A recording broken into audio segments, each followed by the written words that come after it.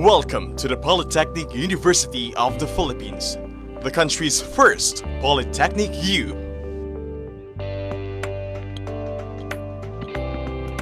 PUP is a state-run university governed by Republic Act 8292, known as the Higher Education Modernization Act of 1997, and its implementing rules and regulations contained in the Commission on Higher Education Memorandum Circular No. 4, Series of 1997. It is home to more than 70,000 students, making it the largest state university in the Philippines in terms of student population. It is the university's commitment to give qualified and talented students access to quality and responsive education to aid them in the achievement of their dreams and the improvement of their lives. True to its commitment of making education accessible to all, the university has strategically established campuses and branches all over Luzon.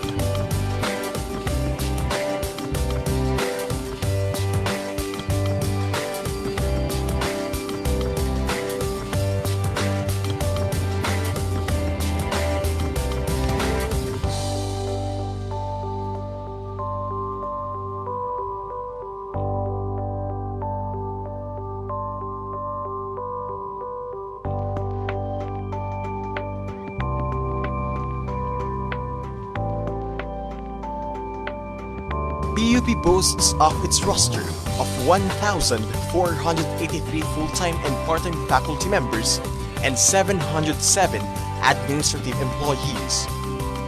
The faculty and employees perform the collective goal of training, servicing, and supporting the university's stakeholders. From its humble beginnings in 1904, PUP was originally established as the Manila Business School, primarily for the training of personnel for government service and to provide skills needed for private employment. 4 years later, the Manila Business School was renamed Philippine School of Commerce or PSC and merged with the Philippine Normal School from 1933 to 1946. Through the virtue of Republic Act 778, PSC was renamed the Philippine College of Commerce or PCC in 1952. In April 1, 1978, PCC was converted into a chartered state university now known as the Polytechnic University of the Philippines by virtue of Presidential Decree No. 1341 issued by the President of the Republic of the Philippines. PUP truly has come a long way from a business school to a premier polytechnic university, the very first in the country.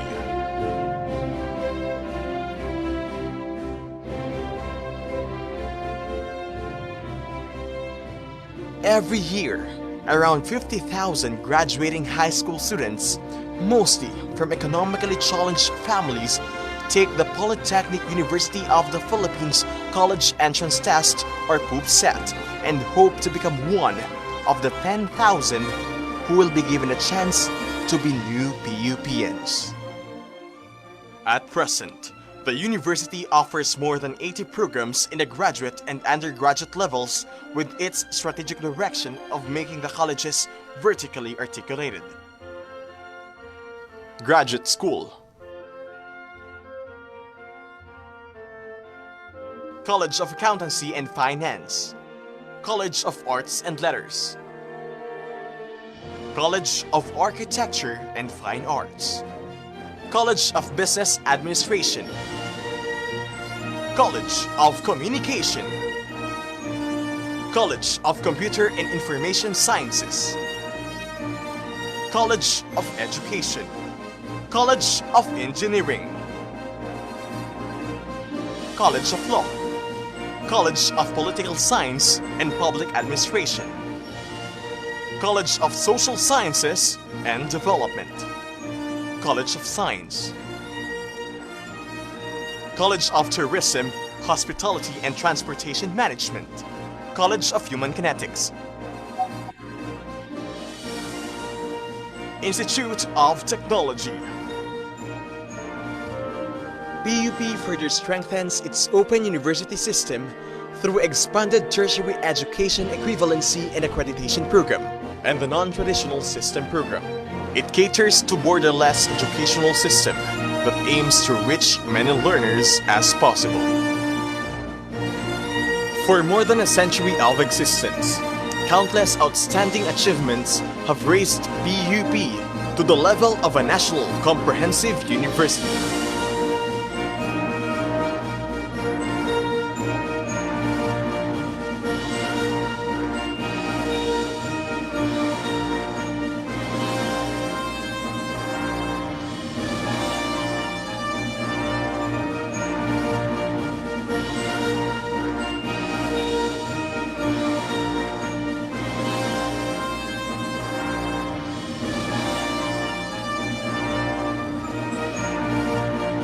With the vision to transform the university into an epistemic community, PUP subscribes to the idea that a university should have an extensive research and extension development culture.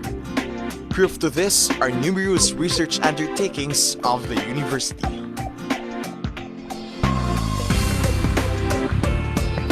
Each year, PUP surpasses national passing rate in licensure examinations and ranks among the top in different academic disciplines.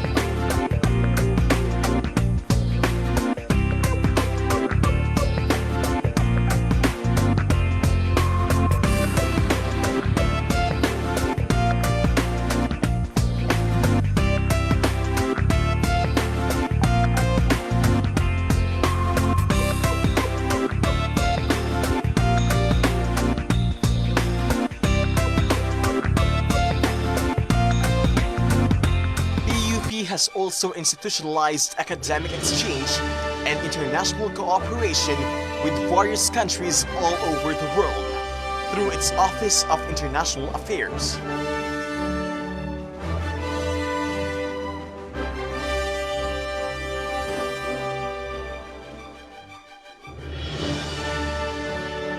Today, PUP is relishing its successes, and its students are enjoying unprecedented academic opportunities, an enhanced campus environment,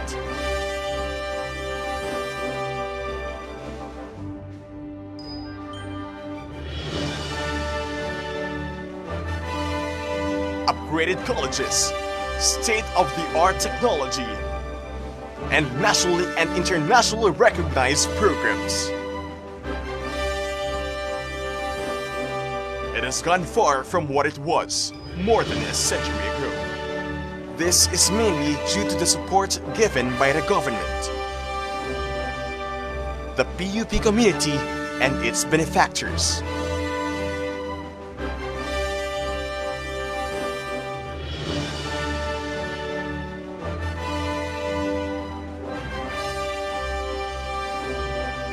With the combined efforts, PUP will continue to be a partner in nation building and in poverty alleviation for the marginalized sector of the society, with quality, responsive, and relevant education as a tool.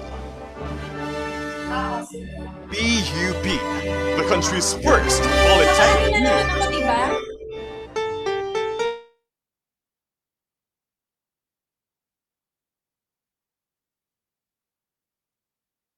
Okay.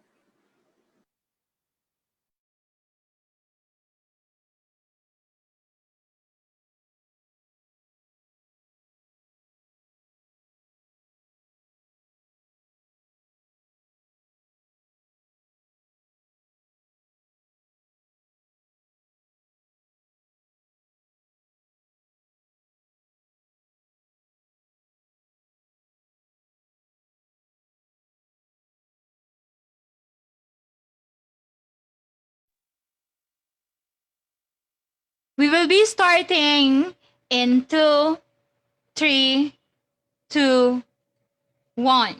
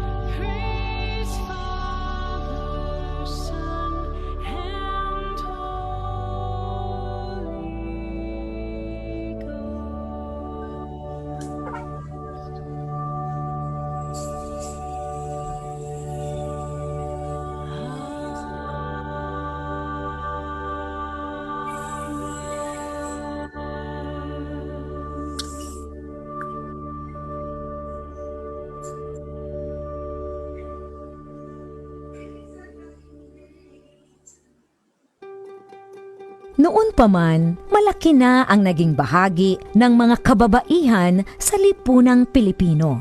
Kaisa sila sa marubdob na paghahangad ng kalayaan ng ating lahi. Kabilang sila sa paglinang ng ating makulay na sining at mayamang kultura. Kasapi sila sa pagtataguyod ng mga adhikain ng kapwa mamamayan at sa pagtugon sa mga pangangailangan ng lipunan. Katuwang sila sa pagtuklas sa mga larangan ng agham at medisina. Kapanalig sila sa pagpapairal ng batas, karapatan at katarungan para sa lahat. Kabahagi sila sa paglilingkod sa bayan at sa pagpapanatili ng demokrasyang Pilipino. Sa paglipas ng panahon, hindi nagmaliw ang kanilang pag-ibig sa ating inang bayan.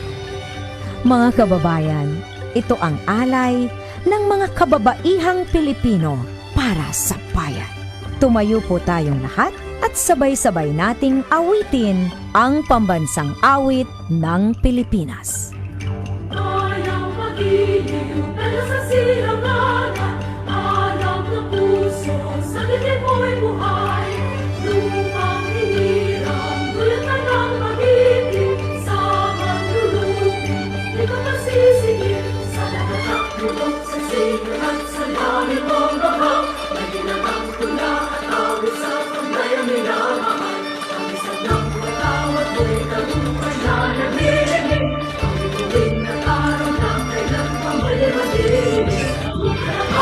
Araw ng walhati pagsimang, buhay ay nais sa piling mo. Ang hindi kaya na pag ay makahamit, ang mga tayo ng nais. Nag-message siya kanya. 10 years na pala sa PUP. Talaga. Nag-compliment ko pala. Hi, I'm Engineer Florinda H. Oquindo, Director of the Alumni Relations and Career Development Office. The role of our office is to keep connections among students and alumni, provides complete range of services to students, alumni, and employers in the area of career development, graduates and professional schools preparation, employee relations, and campus recruitment. We also provide alumni and students with the tools and resources to help find success in all professional endeavors.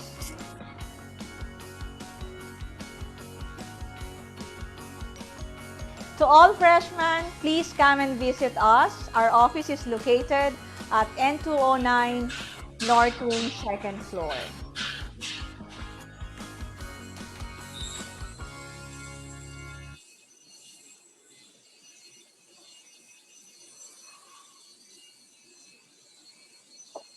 Good morning. Welcome to BALIK SINTANG PAARALAN, the PUP webinar series. And it is my pleasure to be your MC in today's event. I'm Carlos A. Garcia. I understand that you have spent a lot in attending this seminar. And despite of the present situation, we appreciate you taking time off your busy schedule just to be with us today. And I'm deeply honored to call the Vice President for Student Affairs and Services to give us the opening remarks. Let us all welcome Dr. Zenaida R. Sarmiento.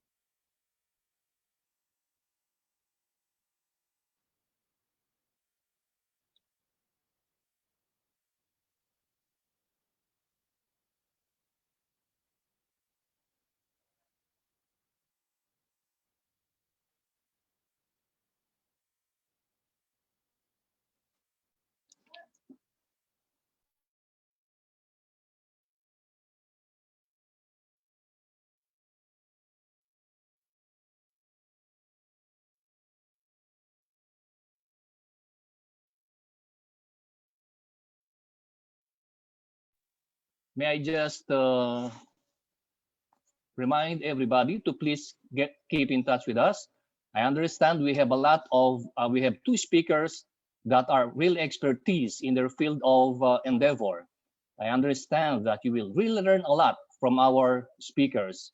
By the way, I would like to thank everybody for spending your time to attend this webinar. Despite of the situation, you were able to reach us, and we really do appreciate your coming and participation in this seminar.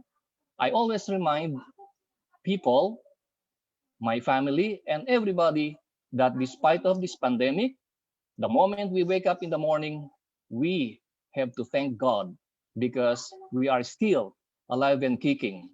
And of course, after this pandemic, we will go back to the new normal. People say that everything happens for a reason, and maybe this one way that changes can be made. And there is only one thing which is permanent in the world, and that is change. And change is constant. People in other countries are producing vaccine. And I always tell to myself, the best vaccine against this coronavirus is prayer. And of course, we have to look around us because people are really suffering just because of this pandemic. But even though there are a lot of problems in this pandemic, there are a lot of opportunities inside the pipeline. There is always a brighter side of a brighter side of the day. Still remember a song of a balladeer? Maybe most of us know Nono Izuniga. And there are some lines of lyrics of the song that goes, what is pleasure without pain? What is sunshine with no rain? And now let's go back to our Vice President for Student Affairs and Services for the opening remarks.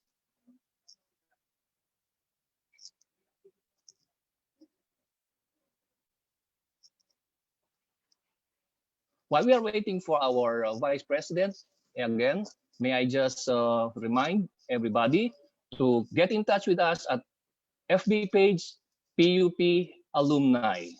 So after each speaker has spoken, you are free to ask a maximum of 3 questions, and our speakers are more than willing to answer your questions.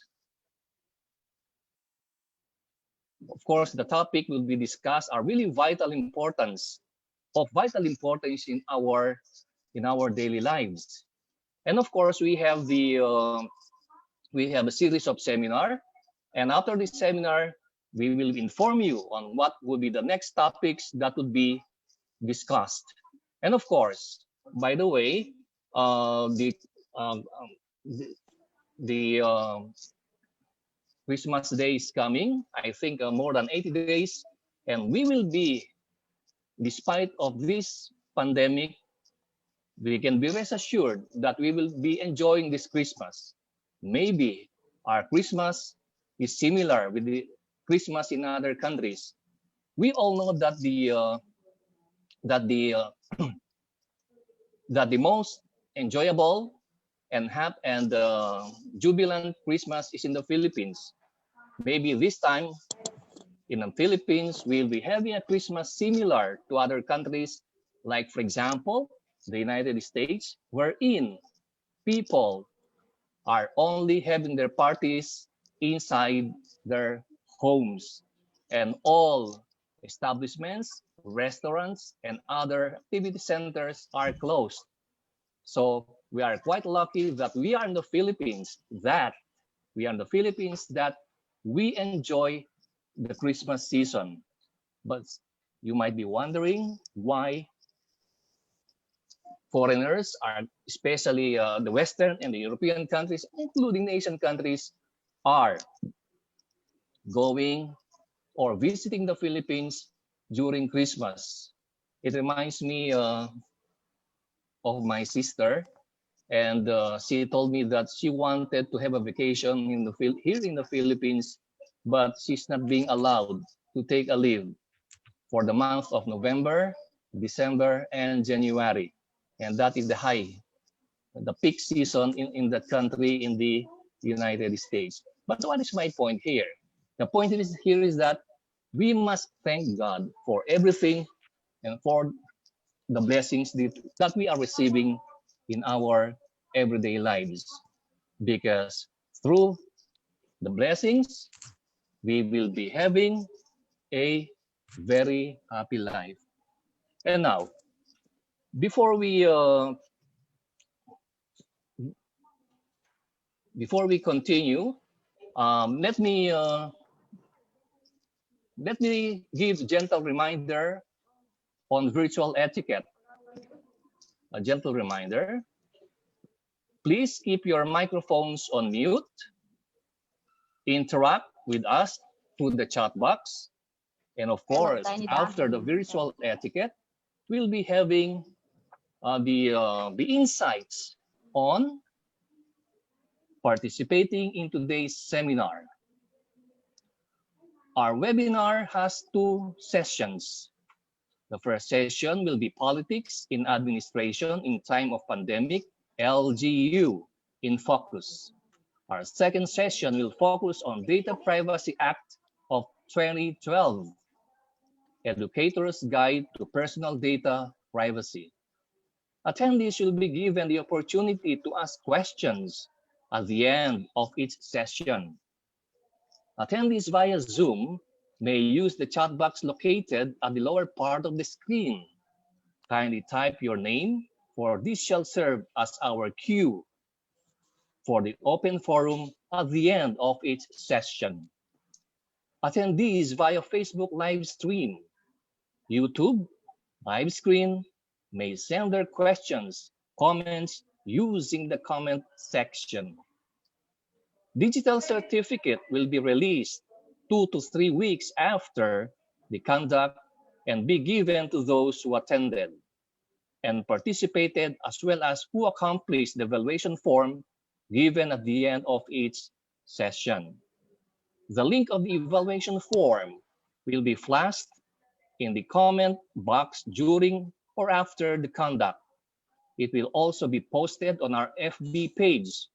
The form will be accessible only 4 hours after the webinar. May I just remind everybody to please follow us in our Facebook page. I do believe that this seminar will help you a lot. You will gain a lot and you will learn a lot from our speakers. As I have mentioned earlier, our speakers are really experts in their field of endeavor.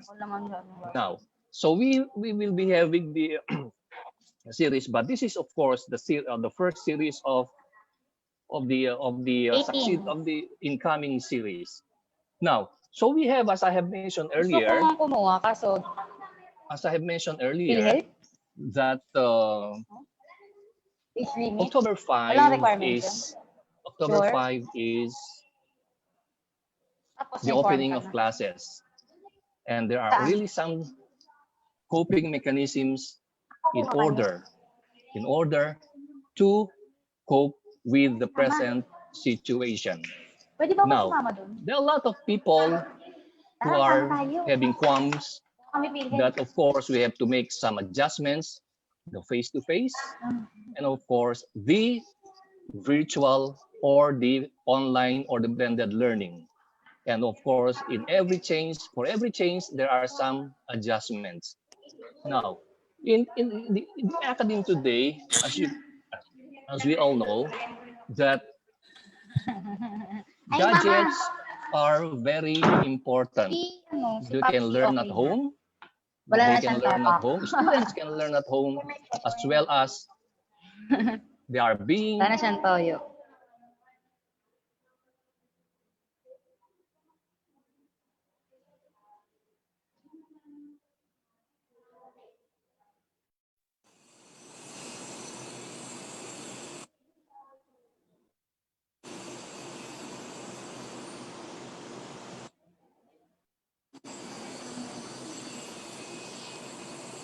Lisa?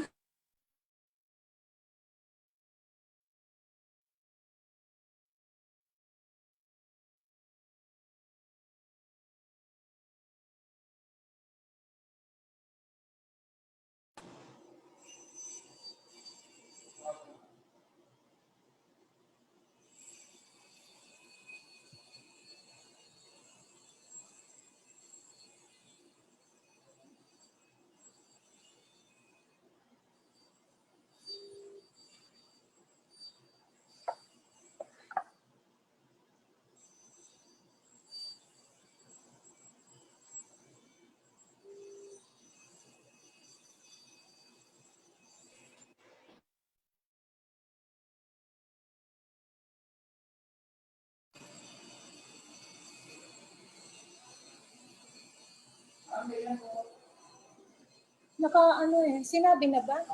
Kasi hindi ko siya naririnig.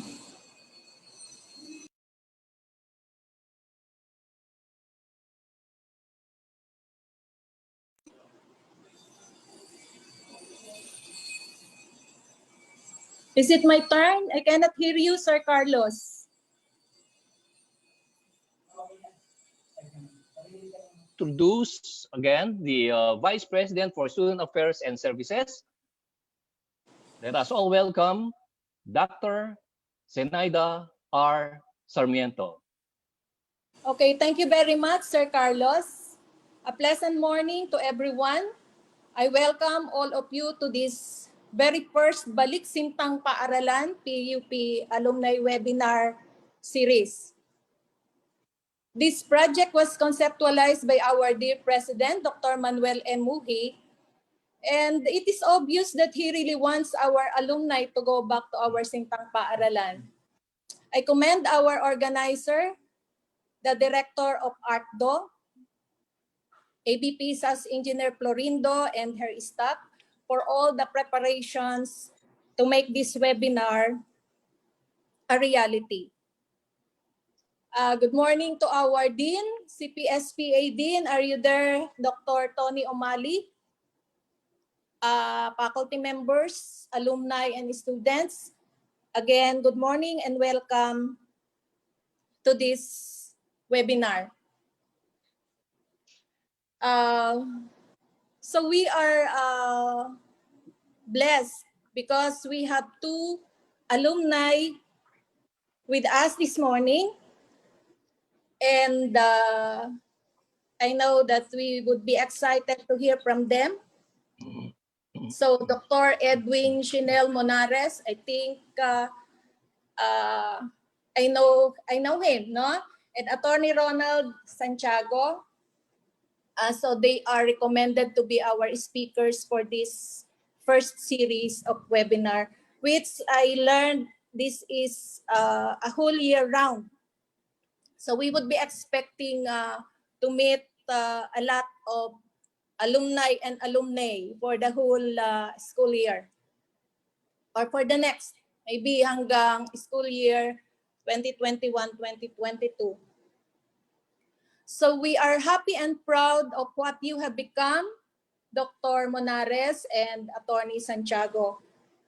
I hope that you will inspire us, especially the students of our university, with not only with the topics that you are going to discuss to us this morning, but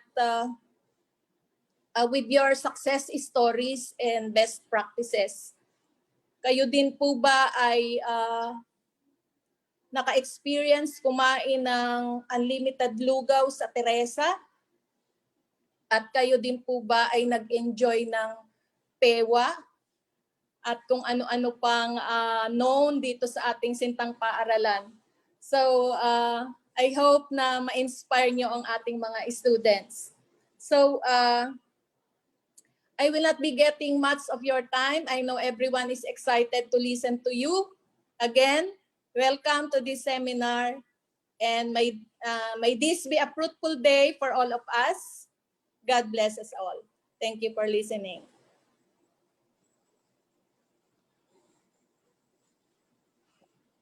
All right, thank you, Dr. Zenaida R. Sarmiento.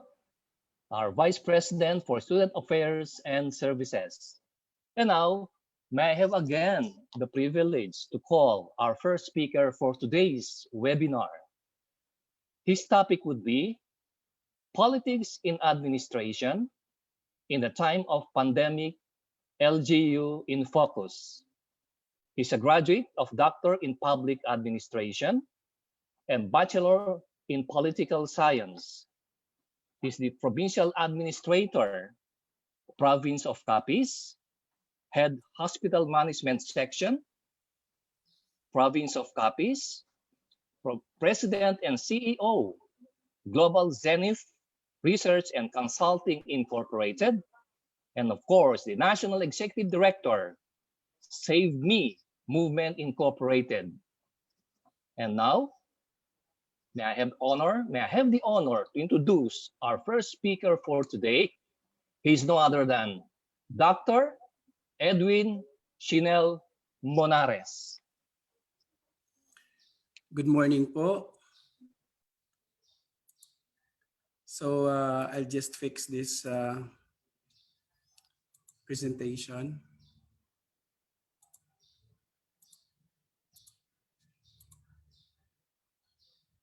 Okay. So good morning. It brings me great pleasure to be back to my alma mater. Tama po si Dr. Sarmiento.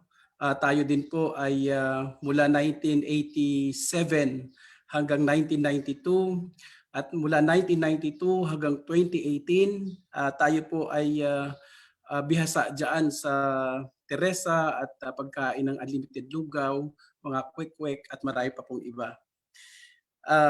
Brings me great pleasure to be back to PUP, my beloved Sintang Paaralan. Yours truly is a true-blooded PUPian. I graduated my Bachelor in Political Science in 1992, Master's in Public Administration in 1994, graduated my Doctorate in Public Administration in 2008, and apart from the units I took in Bachelor in Science in Computer Science and Bachelor of Laws. And then after graduation, I was privileged to be hired as a part-time faculty up to 2001, where I served the Department of Political Science, and then the Department of History, the College of Arts. And then I was also designated to some positions administratively up to 2007, where I left our university. I became president of school. I work in CHED, and I am now in the private sector. And then just lately, I was picked to handle local governance as administrator of Capiz. Truly, I am indebted to PUP, and it brings me pleasure, so much happiness facing our students and my co-workers at PUP. To the university officials, organizers, the webinar staff, my fellow resource person, and the participants, good morning. Since the discovery of this dreaded disease in December 2019 in Wuhan, China, the world with all the countries thereat was never the same again. The spread of this virus has challenged our medical scientists in finding a cure and a vaccine to stop it. For the past 10 months, we have seen the virus advance to all countries in the world, regardless of economic status. To date, data show that COVID-19 has infected 33,777,641 with a death toll of 1,010,569 and recovery of 25,065,871. In the Philippines, we have recorded a total of 309,303 positive cases with 5,448 deaths and 252,930 recoveries. In the province of Capiz, As of September 28, 2020, we have recorded a total of 469 positive cases with 27 deaths and 297 recoveries. These numbers must be causing sleepless nights to all stakeholders of the virus in the public and private sectors. Imagine the predicament of our world leaders, national leaders, and local leaders in the LGUs as they are facing for the past 10 months this unseen enemy so dreaded. My talk will dwell on what must be in the heads of our leaders in the local government units in our country. The principles, both in governance and politics, that they have embraced and employed in responding to this threat to ensure the health, security, and safety of our respective constituencies. Goodnow and Woodrow Wilson advanced their thesis on the separation of politics and administration. They argued that administration as a field of business must be removed from the hurry and strife of politics. According to Wilson, politics aims to answer the question, who shall make law and what shall it be? While administration attempts to address the question, how should the law be administered? Frank Goodnow stated that while politics has something to do with policies or expression of the state's will, administration has to do with the execution of such policies. Wilson and Goodnow made clear that politics is limited to crafting of policies and lawmaking, a function generally vested upon a state's legislative body, and administration is focused on the implementation of laws, a function normally held by the state executive branch. So that is the ideal. But we know that politics has so many phases, and one of which is that so that you could be able to reach this institution that somehow makes the policies to be administered, you've got to be elected. And an election in this country somehow is topsy-turvy. No? So we have to consider partisan interests and personal interests of these politicians, in which case this is something that we're going to somehow unlock in this talk. With this thought, let us unlock these ideas in the light of how our local government units are responding to this dreaded pandemic. Let us uncover the challenges, issues, and concerns before them. I will start my talk by putting on us in one page on these concepts of politics and administration, their principles, and their relationship in responding to the challenges such as COVID-19. What is politics? Politics is the set of activities that are associated with making decisions in groups or other forms of power relations between individuals, such as the distribution of resources or status. Our setting here so that we could be able to relate to my talk is look at this problem. So if politics is a set of activities associated with making decisions, for example, in the legislative body or the executive branch of the local government, and the forms of power relation between individuals and the distribution resources or status, imagine what are the things that are in the minds to be considered in decision making by our local politicians. Politics is the authoritative allocation of values for a society. So not only money, but time. In politics, priority is somehow a key. So that when you allocate this time or priority, that becomes an expression also of politics. So what really are the, if we are to relate this to what is happening, what really are the priority of our local government units in addressing this pandemic? Should it be funding? Should it be staffing? Should it be law enforcement, etc., etc.? Politics, the determination of who gets what, when, and how. No, just looking at the issue, who will get the PPEs? How soon they will be getting the PPEs?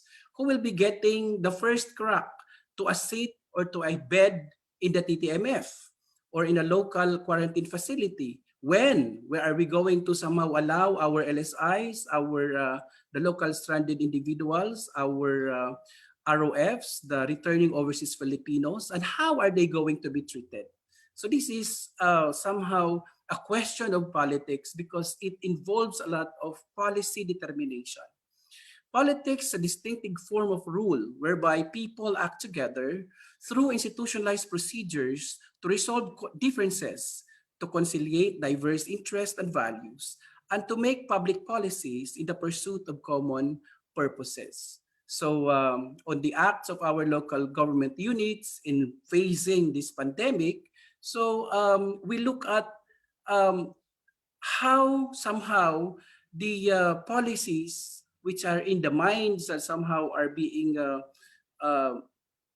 crafted by our local legislative bodies, how would this solve the conflict and the differences? Here you have a businessman in the business sector trying to really make do of what they could somehow make as a profit. But there is this policy set telling us that you have to close and there is social distancing, etc., etc. So how to solve these differences and how to conciliate diverse interests and values among our stakeholders of this pandemic as our political system is challenged. Politics comprises all the activities of cooperation, negotiation, and conflict within and between societies, whereby people go about organizing the use, production of distribution of human, natural, and other resources in the course of production and reproduction of their biological and social life. Now, understanding politics, what is now administration?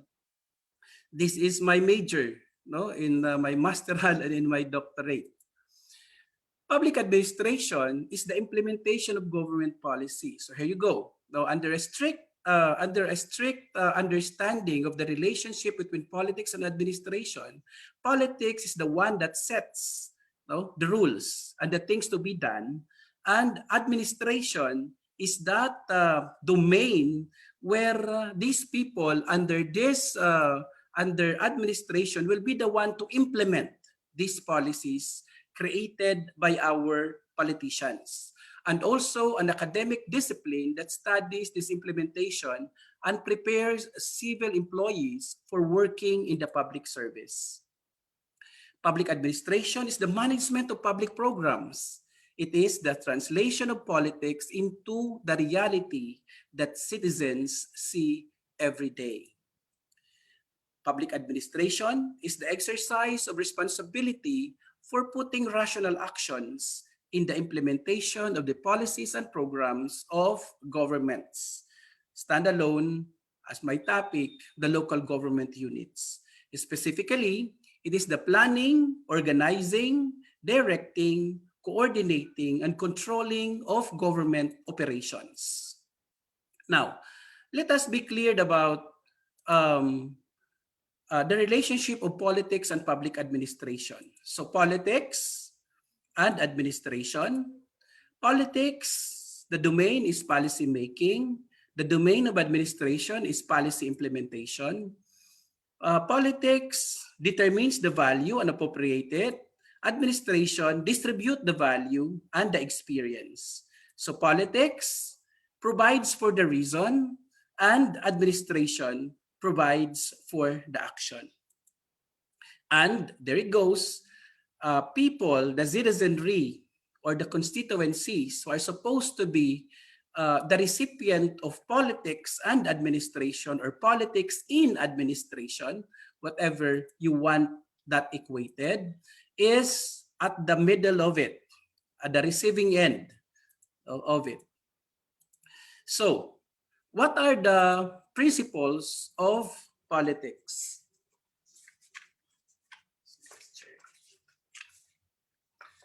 The principles of politics are as follows. First, the rationality principle. So look at it that politics is in the domain of policy making, making all the laws and setting everything that is to be done in the pursuit of providing general welfare and protection to our and the security to our people. So the first principle in politics is rationality. It's a deliberate system of principles must guide the pattern of thoughts, decision, and actions of policymakers to achieve reasonable outcomes, balance of keeping one in power while satisfying the aspiration of the constituency. So in rationality, our local politicians, even the national politicians, will always look at, okay, if I have this thought, and I have this idea, and this will be the basis of my decision, which will be the basis also of my action. So how could I balance the interest of the people and how would I satisfy my constituency? So you've got to really be rational in terms of looking at this. Institution principle, embedding values, belief, norms, and traditions in the rules and procedures to serve as the basis of behavior in exercising authority and influence within the respective structure of power. So institution principle talks about, so what are the values? What makes the Philippines unique to other countries? Are the value system in America as they are holding their election same as true in the Philippines? Or is the value system in Bicol, in Camarines Sur, the same as the belief, norms, and traditions in the province of Capiz? How are these things interplay in the challenge called COVID-19? So these institution principles looks at becomes the basis of the thinking for decision making and policy making of our people who are in the field of politics.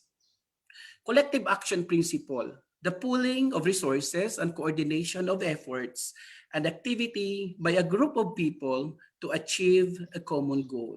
So collective action principle would mean it's not only me.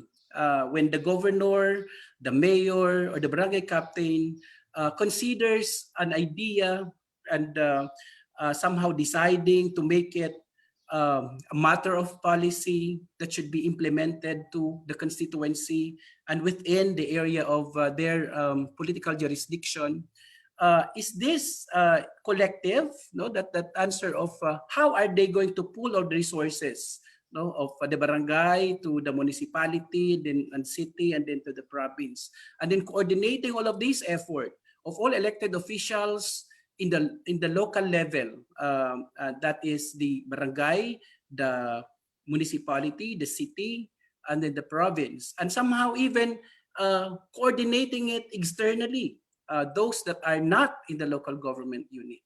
And then, of course, the primordial consideration of all this pooling and coordination of these activities is actually looking at what is the common goal. And the common goal under this present circumstance is how are we going to defeat COVID-19.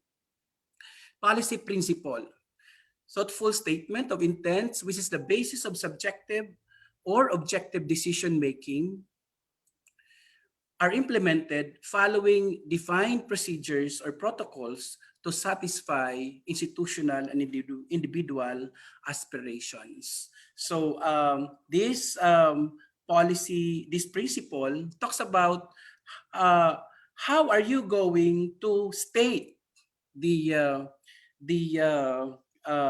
policy, and by which the basis will be an objective or subjective, in looking at one issue or one problem that needs a policy intervention. History principle. This is the consideration of past events that shape the identity and determine the course of lives of the people in decision making. So at the mind of our politicians, it's not only an ideal thing. It's not just psychological. It is not just sociological. It is not just economical, But at the minds of our politicians actually is looking at what was the history, no? Who were the people, what are the instances that somehow is so much related to this particular issue that I could be somehow studying, that I should be considering, so that when I make the policy, when I make all these rules that will be the basis of implementation, it will be somehow landing on the lessons and considering the lessons of history. Now, what are the principles of administration? Well, basically, administration is equals to management in the private setting. It's just that administration somehow follows rigid rules, no, set by so many institutions, like, for example, the local government, no, even the courts, even the structural administrative part of the legislative department, even the administrative side of the independent commissions as created by the Constitution, and then of course the center stage of administration is in the executive department, where it is largely mandated to implement all policies.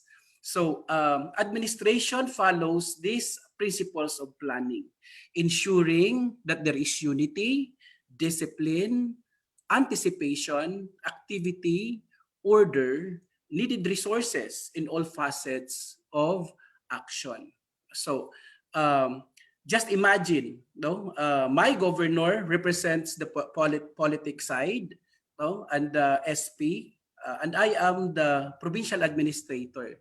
So as provincial administrator, in a setting, in a private setting, it's like the governor or the mayor or the barangay captain is the CEO, the chief executive officer, and the administrator is the COO, the chief operating officer. So politically, it should be the elected officials, while they are trying to somehow make sure, no, as exercising general, given that power of chief executive, they too, no, are somehow mandated to ensure that things are being done the way they should be. So the as COO, as a provincial administrator, no, we see to it that we follow all these principles in administration, so that the things that the policymakers intend to somehow deliver or intend to impact, no, on an identified segment of our population or the whole of our constituency will be ensured. So this is what we do, no, in the administrative side. We plan, ensure that there is unity, discipline, anticipation, activity, order, and needed resources in all facets of action. Next is organizing, creating a platform and maintaining good relations between and among the various functional task groups. The next principle is staffing, recruiting, organizing, training, and directing the workforce involved, no, in somehow implementing particular policies. Next, directing, providing a clear direction towards the goal and objective attainment. So, of course, as a local government unit, maybe our concern now is largely on the COVID-19 pandemic, but the COVID-19 as a challenge, this pandemic has a lot of factors, no? So you factor in here the psychology of the people, kaya tinitingnan natin yung mental health. Of course, number one is the security, health security and safety, which is very much under our provincial health office and our hospitals, no, from the prevention to curative. And then, of course, you have to consider here the business side. No? How are we going to somehow make our people stand even if they could no longer do business? So the next is actually making sure that our people will have the food that they're gonna eat. So food security is one, and then of course law enforcement. No, and then of course also looking at this as a big man-made calamity. So we have to position also our response, like if you close a certain area in the local government unit, then you have to somehow provide them with food. This quarantine is just like akin to having established also the evacuation centers, and this distribution of food packs is just like this is when you go and give all of these relief operations. So these are the things that somehow the administrative portion in this in the gamut of how we're going to respond directs. And then the coordination. These are the mechanism to ensure integration, unification, synchronization of efforts of all functional task group to provide unity of action in pursuing the goal. This is a great challenge in the local government unit coordination.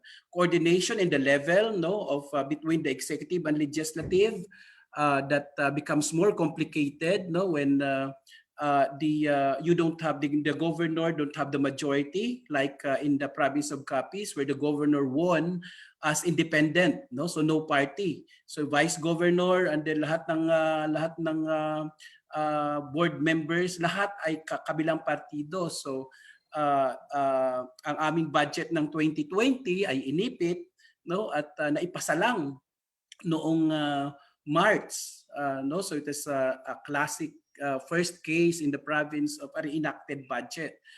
So these are the mechanism of integration. Then the next is, paano natin ma-integrate itong ating nandito sa baba na mga department heads, agriculture for food security, PHO for public health, and then hospitals for our way on how we could be able to treat the patients. And then how are we going to synchronize the moves of the province, the city, and the municipalities when those mayors actually are also into political consideration. So the governor, being independent, somehow find it hard to deal with a city mayor in our province, where the city mayor was elected as on that party na talagang kalaban ng gobernador. So dito kaya meron kami dito mga show cause, at meron kami dito mga issue ng paano iaayos ang coordination ng pag-respond. And you see here that politics really has that negative impact too. Then the next is controlling the process of evaluating the execution of the plan, distribution of resources, and making adjustments to ensure that the organizational goal is achieved. So if you are going to look at politics and administration in time of pandemic in a conceptual frame, so here it is, the policy making, value determination, administration in politics, and providing for the reason. And then in the administrative side, the policy implementation, value distribution, experience, and then the action. So here, what you want me to talk about is how do politics play in administration? So because Goodnow and Woodrow Wilson, who became president of America, these two are trying to somehow preach that politics should be separated from administration. But of course, politics takes so many forms. I am a political scientist, and I look at politics as perennial. It's always there. Kahit sa panliligaw, politika yan. Kahit sa negotiation, politika yan. Sabi nga sinabi natin ng kanina, ang ating i-present about the nature of politics is that it's who gets what, when, and how by Harold Laswell. So ito yung challenge. Kung ang politika na partisan ay pumapasok na sa administration, lalo na katulad nitong panahon natin na mayroon tayong pandemic. So, what are the ground zero of politics in the midst of pandemic? No, this is the politics na ideal, no, the policy making side of it.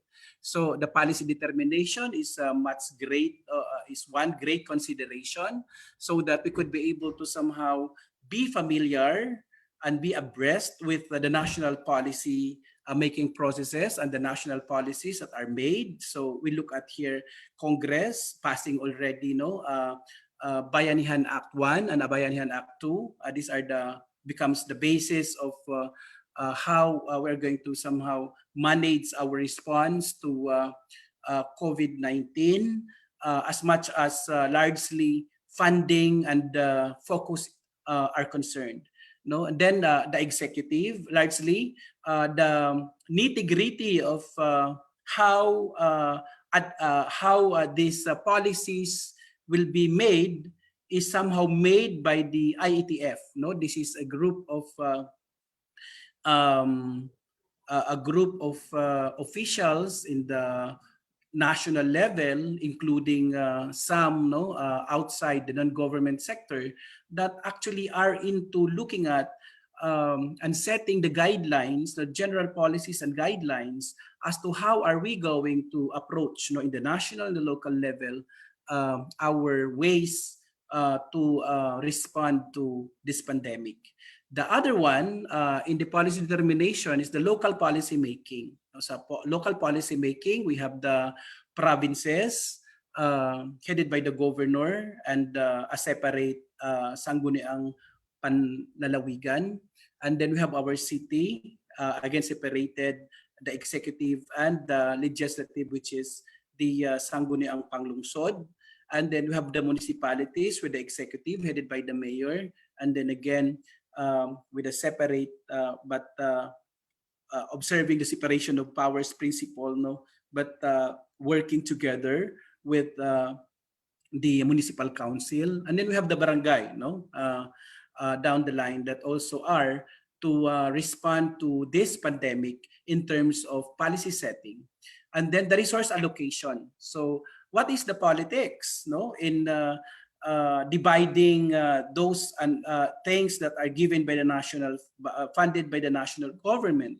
So it takes a great deal of deciding saan natin ilalagay, sino makikinabang, ilan ang makikinabang, kailan natin ilalabas, So ito yung mga actual, na mga challenges, in that politicians actually are into when they are given the funds.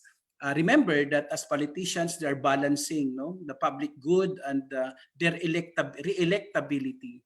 And then the next consideration is the local funds. So dito, while the local officials has that control over the local funds, but just the same, when you want to use the funds, it has to have an authorization.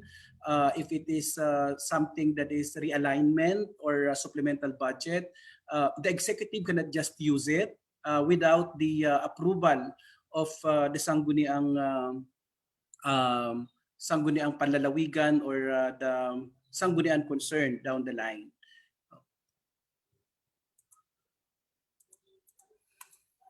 So, administration in the midst of pandemic, with our framework, ito po, how are we going to administer, what is the focus of administration in the midst of pandemic? It is actually embodied on that strategy presented to by IATF, that is the basis of all the strategies in the national, provincial, city, municipal, and down to the barangay, called Strategy to Beat COVID-19. So it starts with prevention, and ICE, information, communication, and education is at the center of it. And then on the prevention side, enactment and enforcement, enactment of policies is very political, enforcement is very administrative, engineering is very administrative, training, capacity building, and the primary healthcare advocacy. And it goes to the challenge of how are we going to trace those that actually has been exposed to this very infectious virus. No, so here you are challenged with how you organize, no, your tracing team, the technology that will be used by the tracing team, how are you going to train and equip these members of the tracing team, and then how are you going to engage them in such a way that they will not be the first one to be infected by the virus, and then how to share data in such a way that um, we could be able to address the challenge of how are we to somehow effectively and efficiently network all of those uh, uh, people who has been uh, exposed to somebody who has turned to be positive when they are so social, no, that's why very very important yung talagang regulation ng movement, kasi kung siya ay pumunta sa palengke, paano mo ngayon malalaman na kung sino yung nakasalimuhan niyo doon sa palengke o doon sa mall, no, o doon sa restaurant or fish port, no, o kaya sa terminal, no, para malaman mo na sila ay exposed and potentially they are carriers of the virus. The next strategy is isolate, no, so concerns here would be the facilities, the training of personnel, so the protocols that should be used in the facility to avoid our frontliners to be infected by the virus itself, our security, and then the enforcement, no, by our law enforcers such as the PNP, the for the general security arrangement, and then for our PAAP, no, in the airport, and then for the ano to, yung nasa mga ports o yung mga I forgot ano tawag sa kanila, coast guards, no, and then the fourth is the testing. So what is the process of testing, the needed laboratory, the reagents to be used, the medical personnel to be doing the testing, and then what are the protocols, and then the secrecy issues, no. And then the fifth consideration in administering the pandemic in the local level is how are we going to treat them. So we need at least a level 2 hospital in our locality. If there is no level 2, then we have to go outside of our LGU. Lucky enough, our province has our provincial general hospital, which is level 2. So we have designated it as the COVID-19 hospital in our province that is centered to the strategy to contain the virus, all of this positive in one hospital to avoid infection of our hospital workers. And then the equipment, the medical personnel, the PPEs and the protocols, and then of course the management of the facility. And then finally the reintegrate, no? How are we going to somehow support the provide the psychosocial support to all of these those who are na nag-positive, itong mga umuwi, no, ng mga ang tagal-tagal nilang na stranded sa Metro Manila or somewhere else, no, pagkatapos ilang beses silang pumila, ilang beses silang tinest, no, pagkatapos pagdating uli dito, pagdating nila dito sa kanilang pupuntahan as LSI or ROF, quarantine naman sila ng 14 days, at sometimes dahil ang bagal ng paglabas ng result nila, no, ay mag-extend sila up to 21 days, sometimes andun pa rin sila sa quarantine facilities. Of course, the challenges na nandoon ka, paano ka matutulog, pagkain mo, hindi ka pwedeng dalawin, etc. etc. And then yung mga katulad ng nangyari sa amin dito, no, na tatlo lang sila, isang anak, dalawa nanay at tatay niya namatay, tapos nag-positive siya pero nabuhay siya. So how would this somehow sibling, no, cope up with that psychological trauma?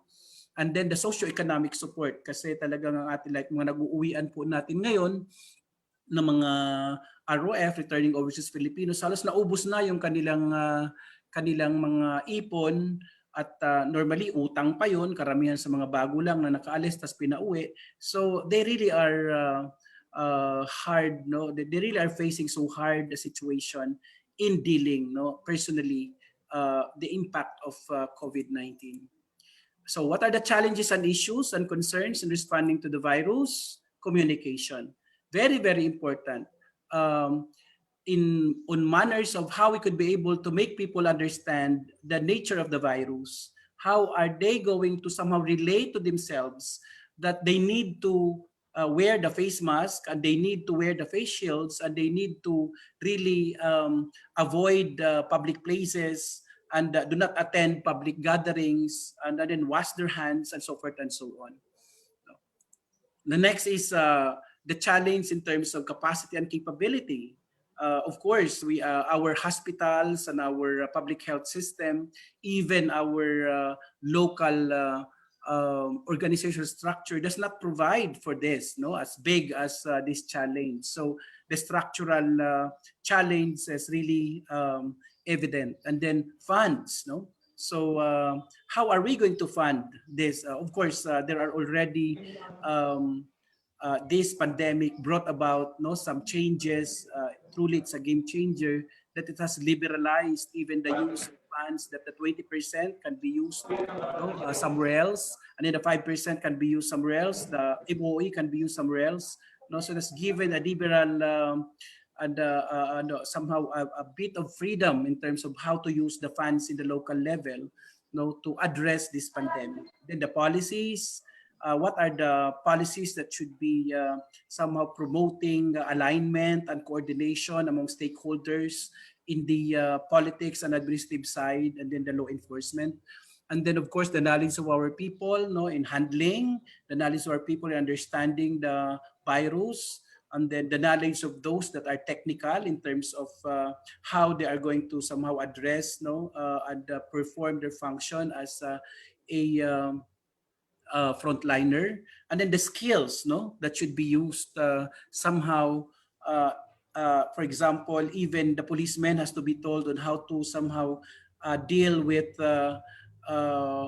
those that are entering the borders in the border controls, in the checkpoints. So, and then of course the skills of those who are attending to our patients, and then the attitude. So may mga attitude dito na supposed to be, you are a doctor and you are a nurse, at ikaw pinamnumpaan mo na gagawin mo yan, kaparang sundalo, na hindi ka lalayas, hindi ka tatalikod kapag ka nagbabakbakan. Marami na ngayon na mga naglalabasan ng mga attitude ng ating mga doktor na kumbaga takot sila, so nagre-resign sila kasi meron naman silang pera na, so they don't want to be part of really be in the forefront of addressing this pandemic. And this is a very big concern, and this is true in our province. The nurses, binibigyan na sila lahat ng mga packages, they're demanding so much, but ano magagawa natin, ganyan talaga yung attitude nila. Kumbaga parang politicians din, hindi man natin sila masisisi sapagkat buhay nila nakataya. Pero siyempre dahil ito nga ay ating pinanumpaan, supposed to be the attitude should be on that level. And then the partisan politics, kung saan kinukulayan ng politika ang lahat ng ginagawa, this is very true in our province, that they're trying to make somehow the most political equity on things that they do, that somehow sideline already the focus of what we are doing, but instead it becomes into partisan political conflict. And then of course another challenge is how are we going to enforce strictly these laws. So may mga cases na may nanghuhuli na bawal naka-face shield pero sila mismo ay hindi naka-face shield. May mga nanghuhuli na bawal ang magsiksikan sa sasakyan pero yung mga nanghuhuli nagsisiksikan sa isang sasakyan. So yung mga ganito. And then of course, even just like the doctors, the law enforcers are also somehow threatened with their life. In the forefront of this battle of the pandemic, that they too can be infected by the virus, and then they're gonna bring this virus home and infect their loved ones. So these are the challenges and issues. And then of course, ang pinakamalaki dito ang corruption. So makita nyo na ang dami-daming mga dun sa distribution ng SAP, no? Yung special amelioration program ng mga barangay captain na lahat ng kamag-anak yun ang binigyan, no? So marami ngayong kinakasuhan, no? At kita natin, no, na because niliberalize nga yung procurement, so puro emergency purchase, so he'll broke loose, no, in somehow managing really the funds, and konsyensya na lang po talaga, and then yung talagang marubdob na hangaring mapaglingkuran, no, ang ating mga kababayan sa ganitong problema natin ngayon, ang talagang nandiyan na lang namuog, no, para at least hindi magkaroon ng corruption in the process. So politics administration in times of pandemic, we put partisan political consideration in the administrative processes in administering this pandemic is as dreaded as COVID-19 itself. So pag nilagyan natin ng politika, no, itong response natin sa local level, talagang mas dreaded pa to, no? Mas nakamamatay itong partisan political consideration, hindi lang ng tao ngayon, kundi pati ang future papatayin niya kung lalagyan ng partisan political consideration itong ating politics in administering our response to this pandemic. And then partisan political consideration, putting premium on personal to parochial interest to the detriment of the people. So promoting political agenda, patronage political consideration, miscommunication, and propaganda peddling. And the competition rather than cooperation, complementation, and augmentation attitude, no, of our local officials. So COVID-19 is an opportunity and occurs in politics and administration. This pandemic is certainly a test, given that this problem hitting the LGUs are unprecedented. Managing this pandemic is truly a litmus test on the principles of politics and administration of all elected and appointed local officials. People in dire situation are sensitive and are watching the decisions and actions of their local leaders. The locally elected politicians in the local government units are banking on the expertise of the local bureaucrats in charge, largely of implementing the administrative agenda to combat this problem. So I end by saying we have to pray as we are facing this pandemic. Long way to go, and only our faith in God and our resolve to protect ourselves and following the new normal that could save us. So thank you very much, and more power to all of us.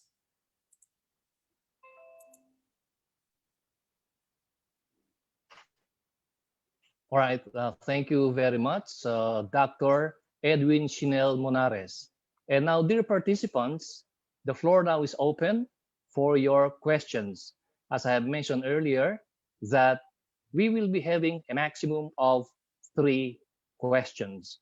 While we are waiting for our participants for their questions, I hope Dr. Monares here won't mind if I will just ask about this matter. Now, sir, good morning, sir, once again. Good morning po. Good morning If po, you don't Sir mind, Carlos. sir, in your own viewpoint, you have mentioned earlier, this pandemic COVID-19 is a curse and an opportunity. After this pandemic, Dr. Monares, sir, do you think politics in administration would be the same again? Well, this is largely a call to the value system of our people, no? So time and again in history, we have had policies and decisions that actually has brought forth misery, no? And somehow others have lifted, no, our situation to somehow a better situation. So maybe, no, this is on how we're going to learn from this virus, and this is on how these challenges now would permeate, no, to the considerations, the value consideration of our people, because it takes two to tango. No, our politicians are there, and on the same side of it, our electorate. No, so if our electorate will continue electing people who actually will put as premium their political interests rather than the interests of other people, then we have a problem. But if, no, because even our local officials are not immune to the virus, if these politicians on their own calling, will somehow change their ways, because this pandemic somehow has challenged us in such a way na wala siyang pinipili, may kapangyarihan ka, mayaman ka, ano man ang estado mo sa society, ay pwede ka magkasakit, ay maaring dahil sa ganitong sitwasyon na kung saan ang lahat ay talagang nandyan nakaharap sa dread nitong virus na ito, will change also their value system, that they should put primacy of life before anything else. Ang sabi ko nga lagi sa kanila dito, pag nagkikita-kita kami, alam nyo, isang tabi muna natin yung politika, dahil kapag namatay ang mga tao natin dahil sa ating kapabayaan at sa ating pagkawalang bahala at pamumulitika lamang, sino pa boboto sa inyo? So that was my joke, and that actually catches everything that you have asked, Sir Carlos. Okay, thank you very much, Sir Monares. Now, for the information of our participants here, Dr. Monares is a colleague of mine in our university, the PUP, Polytechnic University of the Philippines. Now, we will be, Dr. Monares, like as you have mentioned, the output of COVID-19 in the politics. How in this manner of in this pandemic, sir? Do you think this COVID-19 has a very big impact in politics compared with trade and industry? Do you think it would strike the balance, or there is more severe effect on economy compared with politics, sir? Well, we have seen how actually it has been confirmed, that we are on recession, kasi 2 quarters na po tayo na bagsak ang ating ekonomiya, negative po. So after this, when the curtain is taken, by the vaccine and maybe a medicine ultimately, to cure this, the world will never be the same again. As the Philippines will never be the same again, because I see it, in the local level. It's so clear, that a lot of our industries, a lot of small businesses are closing, and they are really, reeling in terms of the challenge of poverty, na kahit nga minsan nga may pera ka, wala kang mabili, so the supply and demand really was affected, lalo na yung sa supply side. Of course, meron kahit maayos ang supply and demand, kung wala namang purchasing power dahil wala namang trabaho at maraming na layoff, at ang ating mga OFWs ay nagsiuwian at wala na silang inaasahan, na pera na gagamitin sa pagsusuporta ng buhay nila. So this certainly, COVID-19 will certainly be a big issue, in 2022 elections, as it is in the US. Sa likod ko nga ngayon, I am looking at the debate of Biden and Trump, as it's happening, as we are also discussing our lecture here. After this, I will be listening. Siguro I'll catch up. So that's true, sir. Na this pandemic is not only going to impact into politics, because politics actually, on the partisan side of it, yung electability mo, ay dinidikta ng performance mo, at pananaw ng tao. So kung hindi mo na manage ito na mabuti at naghirap ang mga tao at wala kang package, so wala ka man lang plano para ayudahan sila at dalhin sila sa isang daan na kung saan susundan nila, na kung saan makikita uli nila ang pagsikat ng araw, ay talagang siguro hindi ka mananalo. So all of the facets of national development was affected. The political aspect, the economic aspect, the social aspect, pati edukasyon, health natin, everything, sa social aspect ay talagang tinamaan.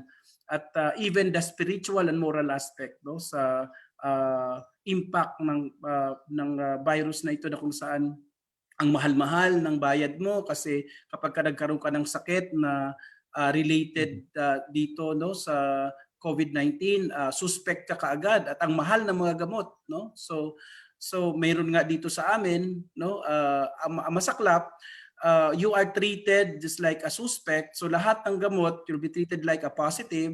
Tapos kapag hindi ka nag-positive, hindi sasagutin ng PhilHealth. No? So doon ka lang sa regular na PhilHealth. So nakakabuang, maraming nabubuang ng mga tao. Paano babayaran yung 125,000? Mahirap ka lang. Nagkaroon ka lang ng ubo, karoon ka ng regular na pneumonia, tapos ginamot ka, naging suspect ka, and then lahat ng papasok may PPE, lagyan ng gamot, no, sa gumaling ka. So talagang itong mga bagay na to, sir, ay isang bagay na will have an impact on looking at how policies were created, how they were implemented, and who were the leaders of making this policy and implementing all of this. Thank you very much again, sir. Now, let me ask now the first question. And this first question comes from Dr. Dr. Umali. And the question is, Dr. Monares, is what are the best practices in Capiz province in responding to the pandemic, which can be considered for replication by other LGUs? That's the first question from Dr. Umali. Salamat, Dr. Umali, at pagbati po sa inyo, sir, my idol. How are you? See you soon. I miss you, my friend. No, it's been a long time na hindi kami nagkita. Ng Dr. Umali is very amiable, no, friends to all. So ano ang mga pwede natin ma-consider dito? Me being at the helm, no, of the administrative side. So first siguro makita namin is we have been proactive, no, na nakita namin yung lesson sa Manila na pag ikinalat mo ang mga positive sa mga hospital, you run the risk of infecting the or spreading the virus and then infecting so many health workers kasi sabog sila. So ang aking unang advice is to come up with one hospital only. No, so we are the first province to declare a hospital run by the province and managed by the province as COVID hospital. No, so doon namin inilagay lahat, no, ang lahat ng mga positive at suspects para ma-contain yung virus. At nakatutok din lahat, no, doon yung, so ibig sabihin yung mga ibang hospitals, they are treating the non-COVID, no. Na free up natin yung pag-spread ng virus doon sa mga hospital. So meron tayong isang hospital lamang na nagki-cater.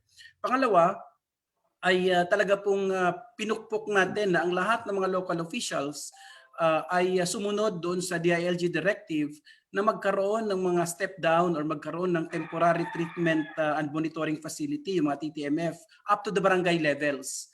No, so dito kaya yung LSI namin pag uwi, no, ay talagang straight line lang. Pagbaba mo sa airport o pagbaba mo sa barko, susunduin ka ng mga local disaster risk reduction management operatives at pagkatapos dadalhin ka doon sa kanilang local government unit at ikaw doon ay i-quarantine ng 14 days at after 5 days na nandun ka, ikaw ay ititest. No? So isa ito. Pangalawa, in order to somehow make sure that we are one, no, at least with the municipalities, ay inappoint ng ating gobernador ang LMP president to become the focal person for inter-LGU cooperation and inter-LGU cooperation alignment and augmentation, so that iisa lang, no, pagka binaba natin yung kautusan at yung policy pinag-usapan at ito ay nagawan na ng mga mekanismo, ito ay gagawin sa lahat ng mga 16 municipalities. Unfortunately nga lang po dito, ang city ay kontrolado ng opposition, so medyo meron kaming skirmish dito, no, na we are trying to somehow avoid, but nandyan, so we'll just face this. No? And then of course, the third is ang mga tao ay worry sa lahat, no, ano nangyayari, ilan na talaga ang positive, ano mga ginagawa ng gobyerno. So I ask our governor to come up with a daily update. Kaya lang nag-positive siya, no, noong August 21 nag-positive siya. No, so kami lagi magkasama, buti na lang ako hindi nag-positive, negative po ako. At ang ginawa namin nung mula March, no, nung magkaroon ng recorded na first, ginawa namin yung IEC communication na mismo ang gobernador ang nagsasalita, no, every night at 8 o'clock meron kaming governor's update, So doon sasabihin ng gobernador ano ang scorecard, ano mga nangyayari, ano ang mga issues underlying, saan kayo pupunta, ano mga tulong. Tapos siya na rin ang nag-i-interview ng DSWD, ng DOLE, no, sa program na ito live sa Facebook. Yun lang yung po yung facilities. And siguro yung tatlo na to, ang pang-apat siguro po ay yung sa food security. So ang ginawa po natin kaagad ay sinecure natin nung nag-lockdown kasi ang ano po ang Capiz ay the rice granary of Region 6, no? Nandito po yung food halos lahat. So sinecure po namin na mag-alat agad ng bigas para at least yung bigas nandiyan, no? Wag magkaroon ng shortage para hindi mag-skyrocket ang mga prices. So na-secure po namin 'yon at pagkatapos we have directed our agriculture to really give assistance. No, nagpapaararo kami ng libre, no, para sa mga farmers at pagkatapos nagbibigay ng mga seeds at ini-launch po namin yung gardening, no, sa urban at saka sa gilid ng mga bahay. That would somehow, because ang natutunan ko po dito as administrator, ang pinaka-major talaga po na challenge nitong pandemic na to ay pagkain. No, so kung nakakakain sila, lalo na yung mga nandun sa mga bukid-bukid, hindi naman po sila exposed, no, dahil sila lang ang tao doon, unlike in the city, no, na kung saan talagang they mingle, their lives really is intertwined in such a way that they're going to go to their offices, they're going to mind their businesses, and they're gonna sell, no. So yun po yung mga maybe the best practices that we've done. And of course, yung panglima is channeling, no, the focus of our funding and looking at in a way ano ba ang dapat. So meron kaming tatayo na TTMF na province, pondo, nilagyan talaga ng pondo yung ating provincial government at pagkatapos nagbigay si governor ng mga pera na tig 1 milyon sa bawat munisipyo at like mga 15,000 sa bawat barangay para sa mga as aid kasi hindi na po pwedeng ang probinsya pa ang gagawa noon kung hindi decentralized kasi hindi kaya. So ginawa na lang, ibinigay na lang yung pera at pagkatapos out of policy direction, dito gagamitin. So these are the things that I remember that we're doing, but there are a lot more, no, that we do. Okay, thank you again, sir. Now, the next question comes from Cyrus Mogancia. Good morning po. When was the last update of the strategy to beat COVID-19 given by the IATF? As a public administrator, do we need to revise the strategy as we can see the continuous rising trend of positive cases? Well, kaya nga po, no, in looking at a situation, no, and then facing it, and then using the principles of public administration, we start with a plan. No? So I think this was done, no, by our stakeholders in the whole world and in the Philippines through the IATF. So this beat COVID strategy, no, was already actually hindi ito yung una, no, inayos na rin nila to nung nagkaroon na ng pagtaas ng mga cases, no, itong prevent, trace, isolate, test, treat, and reintegrate. No, this is the strategy of how to combat this pandemic. No, so ang sabi ko nga, tatlo yan, no, as public administrators dapat makita natin yung plano. Tatlo lagi ang plano. The strategic plan should not be changed. Dapat sa strategic plan para magkaroon ka is appreciation of what the issue and the problem is. So dapat andyan lahat ng mga data, and then you have to have analytics in it. And then after setting this strategy, which is somehow considered as long term, and then the completeness of that, no, will be considered, and the data that were considered, that were used should be considered at there. And then after that, ibababa natin yan. Pagkababa, yan na yung tatawag nating tactical plan. Yung tactical plan answers the question who, when, where, how much, and how it will be done on specific cases. Like for example, no, sa province of Capiz, I'm the administrator. I am always looking at meeting, and I have set our COVID response ang tawag namin RR, no, response and recovery plan, no, at ano pa lang, as early as March. So tinitingnan namin yung number, no, so ang tao nagsasabi na, oy, ba't di pa kayo nagtatayo ng temporary facility, no? Hindi, may mga trigger tayo kasi may plan, like pag umabot na ng ganito saka natin ilalagay, kasi ano naman ang mangyayari kung ilagay natin yan na nandyan, display. At alam mo na, pag naglagay ka dyan, may mga operation cost na yan, etc. So because we have a strategy. So the tactical plan should be there. And then after that, ibababa natin yan sa implementing or operational plan. So tactical, nandyan yung economic, nandyan yung infrastructure, no, nilalagay natin yan. And then pagdating doon sa implementing or operational, yan na yung per unit na. Like sa agriculture, ang trabaho mo lang is to help our farmers na mahihirap na makapag-araro, na maayudahan sila na yung kanilang imbis na magbayad sila at mag-shell out pa sila ng palay nila para sa pag-aani, gamitin natin yung ating makinarya para mag-ani, no? At doon naman sa ating mga ospital, paano yung o kung ganito magtatriage tayo kapag nakita na meron siyang ang karamdaman ay related sa COVID, in automatic alis siya sa pamamagitan ng mga protocol na kung saan ay hindi mahahawa kung siya man ay positive, ay kukunin siya ng ambulance, dadalhin siya sa ospital. So yung mga ganitong bagay, no. So the strategy is not supposed to be changed, but ang dapat nating nire-review lang, no, kasi long term man dapat ang strategy na to.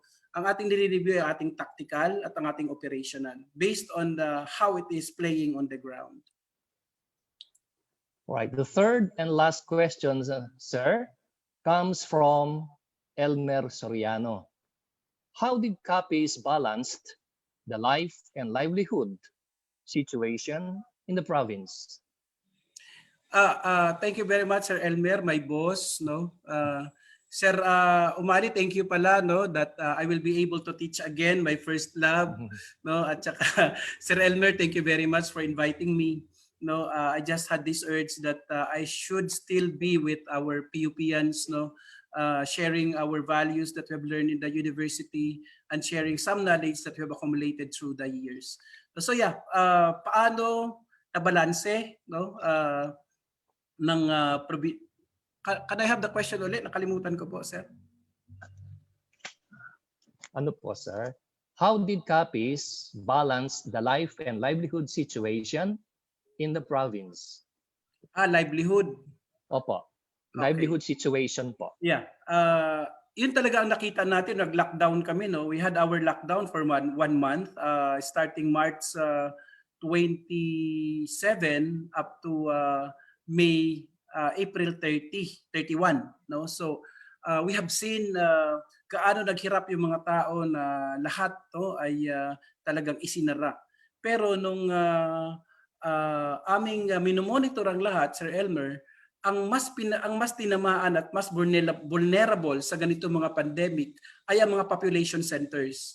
Nakita namin, no, na yung mga nandoon sa mga areas, kasi ang Capiz kasi is a food basket. No, we have hundreds of hectares of mga fish ponds, no? Kaya nga seafoods capital kami dito, and we have hundreds of hectares more of rice and then corn, no? So talagang balance dito, no? So wala kaming problema in terms of pagkain. Kaya lang ang nakita dito na problema ay paano dadalhin, nagrereklamo yung mga fishermen na ayaw na naming mangisda PA kasi hindi naman namin mabili dahil kontrolado yung movements, no. So we have had to talk to our LMPs, no, na kung pwede, total may policy naman na ang hampered ang flow ng goods, can we have a mechanism through our LMP, no, yung mga mayors, na kunin natin kung ano ang produce nila, tapos let us coordinate ano kailangan ng Mambusaw, ano kailangan ng Ibiza, ng Maayo, ng City ng Rojas, so that we could be able to bring the goods, no, na unhampered, at yung at least pagkain nila at saka livelihood nitong mga karamihan mahihirap na mga farmers as they are marginalized, no, will be able to somehow translate into a purchasing power.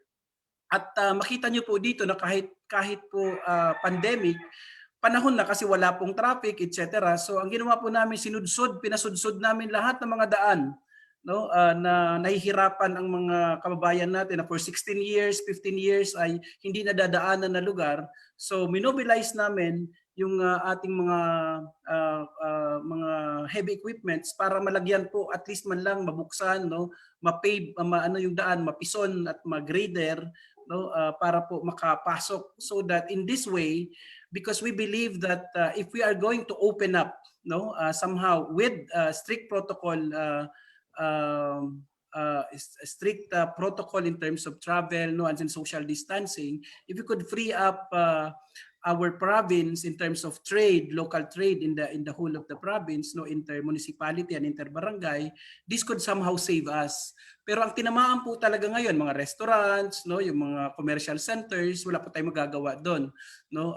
Ang ginawa po natin is pumunta po tayo sa Dole at doon po sa Tupad, no. So we have had just siguro ang aming pong na ibigay na sa aming mga tao dito na nasa informal sectors po na nawalan ng trabaho ay at least mga 35 million na po siguro yun sa Tupad. Yun po yung 2,000 na ibinibigay. Tapos meron din po ang ating DSWD na sige, maglinis ka lang, mag-disinfect ka lang sa bahay mo, report mo, tapos you will be given funds kasama tong Tupad na to. No, so then meron din po tayo na ginawa na intervention po ng ating veterinary at saka agriculture na nag-disperse po ng mga livestock, no, nag-disperse ng ngayon meron kaming 18 million worth, no, na on the pipeline to be distributed to our farmers, mga goats, mga native chicken, native hog, no, pig, and then mga pato, no, pati kambing, no, pamimigay ito. No, so in a way na at saka yung patuloy na advocacy po na magtanim sila ng kanilang mga gulay. So ito lang po ang pwedeng gawin ngayon sapagkat napakalimitado pa po ng pagbubukas, na kapag atin pong pinilit at wala po tayong mga safeguards, we run the risk of infecting all of our constituencies. So the local government has to be there, no, trying to fixing this policy and making sure that on my level as administrator, all of these policies would be implemented on the ground.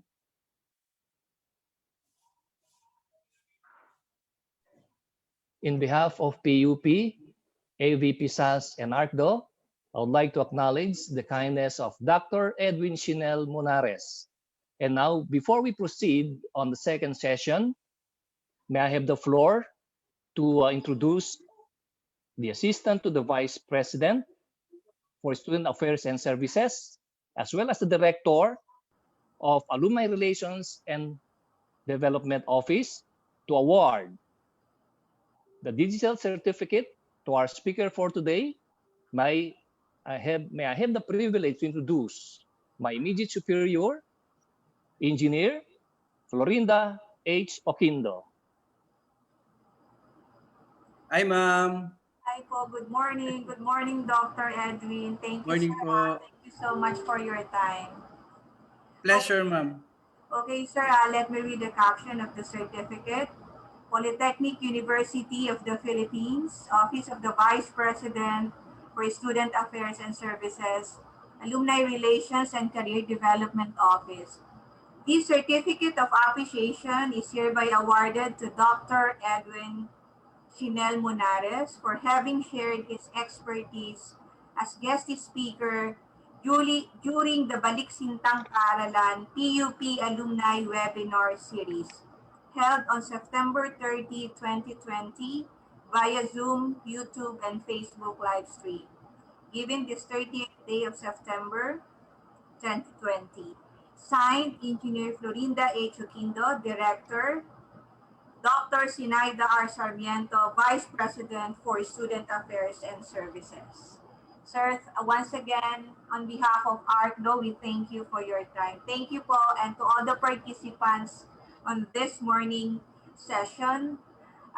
Thank you so much for being with us today and hope to see you again. Thank you. Thank you very much, ma'am. Thank you very much for my office, the alumni, kasi I'm part of the constituency.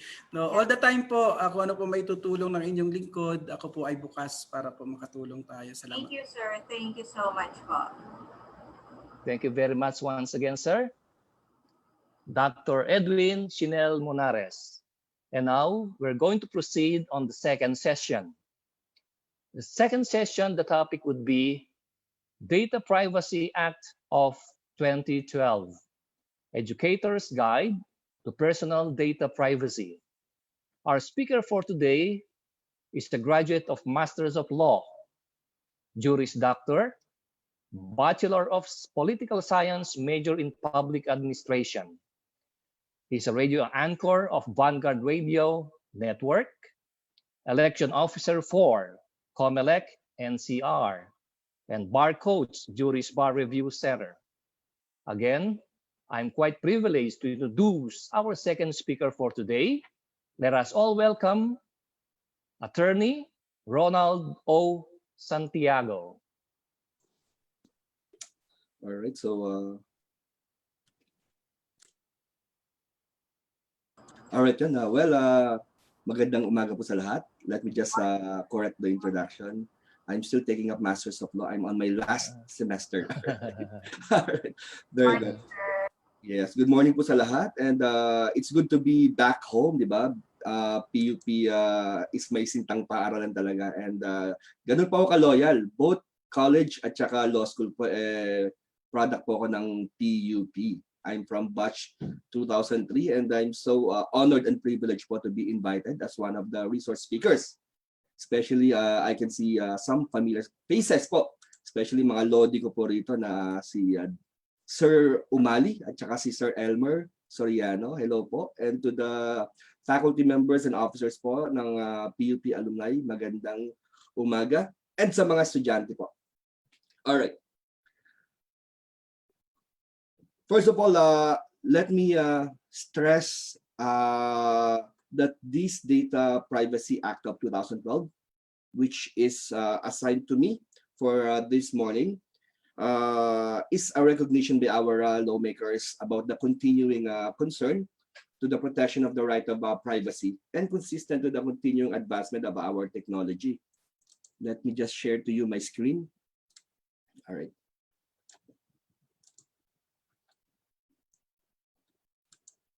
All right. I want to tailor fit the Data Privacy Act of 2012 to the PUP community. And for this morning, I don't want to be sound really legal kasi I'm sure hindi naman natin kailangang malaman yung mga legalists about this particular law, but we want to know the salient provisions, especially those that may affect us sa ating personal na buhay and even sa ating work or sa mga businesses natin. And I call this as an educator's guide to personal data privacy. Malino naman po ako, no? Alright. Sa bansa po kasi natin, especially before, we are not really into highlighting the importance of privacy. Kumbaga, we don't see protection of privacy as a necessity. Some might say, parang pangmayaman lang naman yung privacy, di ba? Or pang-artista, di ba? And sa iba naman, malinis naman yung konsensya ko, wala naman akong mga illegal na ginagawa, so I really don't mind about protecting my privacy. And most of the Filipino believes na yung pag-i-impose po ng protection sa privacy is an unnecessary burden. Kumbaga, abala lang, pwede namang magkapatawaran or pwede naman tayong magkalimutan na lang sa nangyari kasi napaka-challenging naman talaga na mag-file ng lawsuits involving protection of privacy. Pero come to think of it, if a compromise in your privacy happens once, most probably it may happen twice. Di ba? And I'm sure ayaw naman natin umabot na sa punto na pag na-compromise yung ating privacy, mag-result ng financial losses or monetary losses. And worst, maapektuhan din yung ating good name at saka reputation. Especially if you are a licensed professional, ayaw po natin na mabahiran ng any taint of dishonor man lang. Kasi pinaghirapan naman natin, di po ba? Today, my goal is for us to understand the importance po ng protection of privacy.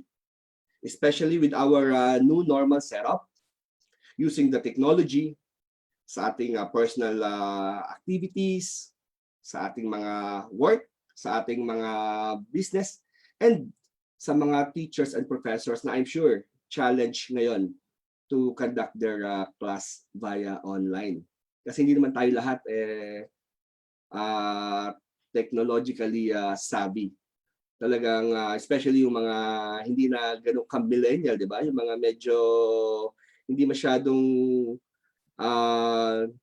na-expose dun sa advancement of technology. So it's gonna really be a challenge for them to do it now sa new normal setup. And for most of us, masyadong mabenta tong Zoom na to, di ba? Yung iba naman ginagamit nila, yung mga Google Meet, Microsoft Teams. Kumbaga ito na yung new normal natin na makipagkamustahan. Ang dami ko na nga natin doon ng mga Zoom parties, baby showers, di ba? So basically, Zoom is really one of the trending apps ngayong nagsimula yung pandemic since March. And syempre, marami rin pagkakataon na masyado tayong preoccupied to use our social media platforms like Facebook, Instagram, Twitter, di ba? Kung artistahin ka, meron kang Twitter. And some of your favorite emoticons is yung like buttons at saka yung bagong emoticon na care, di ba? And yung mga, mostly mga kababaihan, as way of distressing, di ba?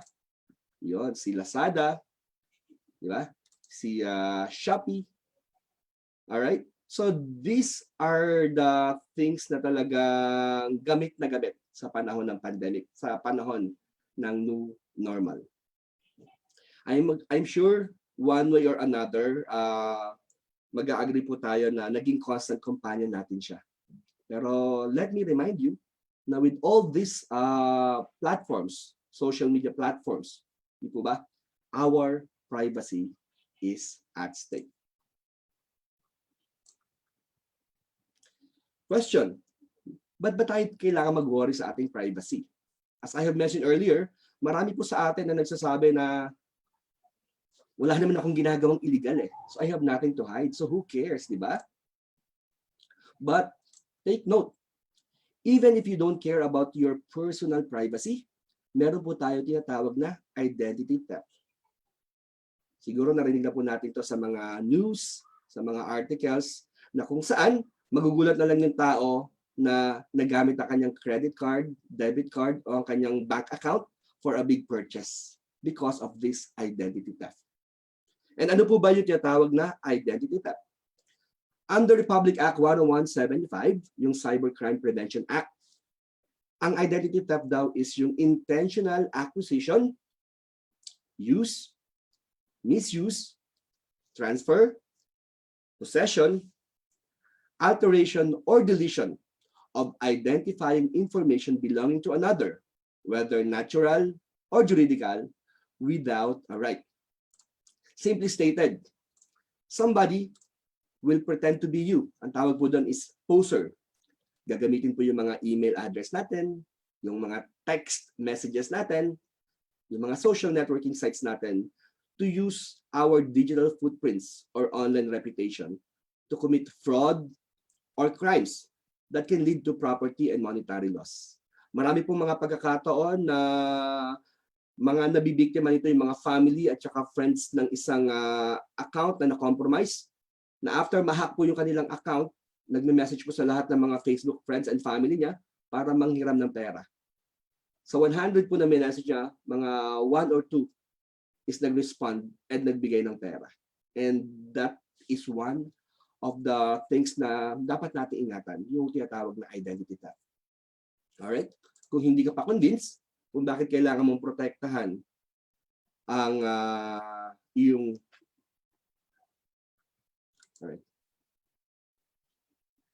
Nakikita po ba yung screen ko? Sorry. Hello? Wait lang po ah. Wala naka-share, attorney. Sorry po ah. Let me just go back. Tignan mo. This is the problem with the new normal. Hindi natin alam. Ang dami ko nang sinabi pero hindi pa pala nasi-share yung aking alright. Is it working now? May nakikita na po kayo? Okay na, sir. Ayan, there you go. Alright, so I already discussed this. Saan ba tayo? So again, if you are not convinced about the essence of protecting our own privacy, diba? Even I have mentioned about the what we call identity theft. Diba?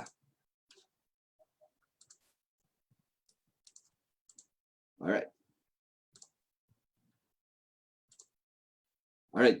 Well, for some reason, you may not be worried about your own personal information, but if your work or business involves collection of personal information of others, then you should care about the privacy of others.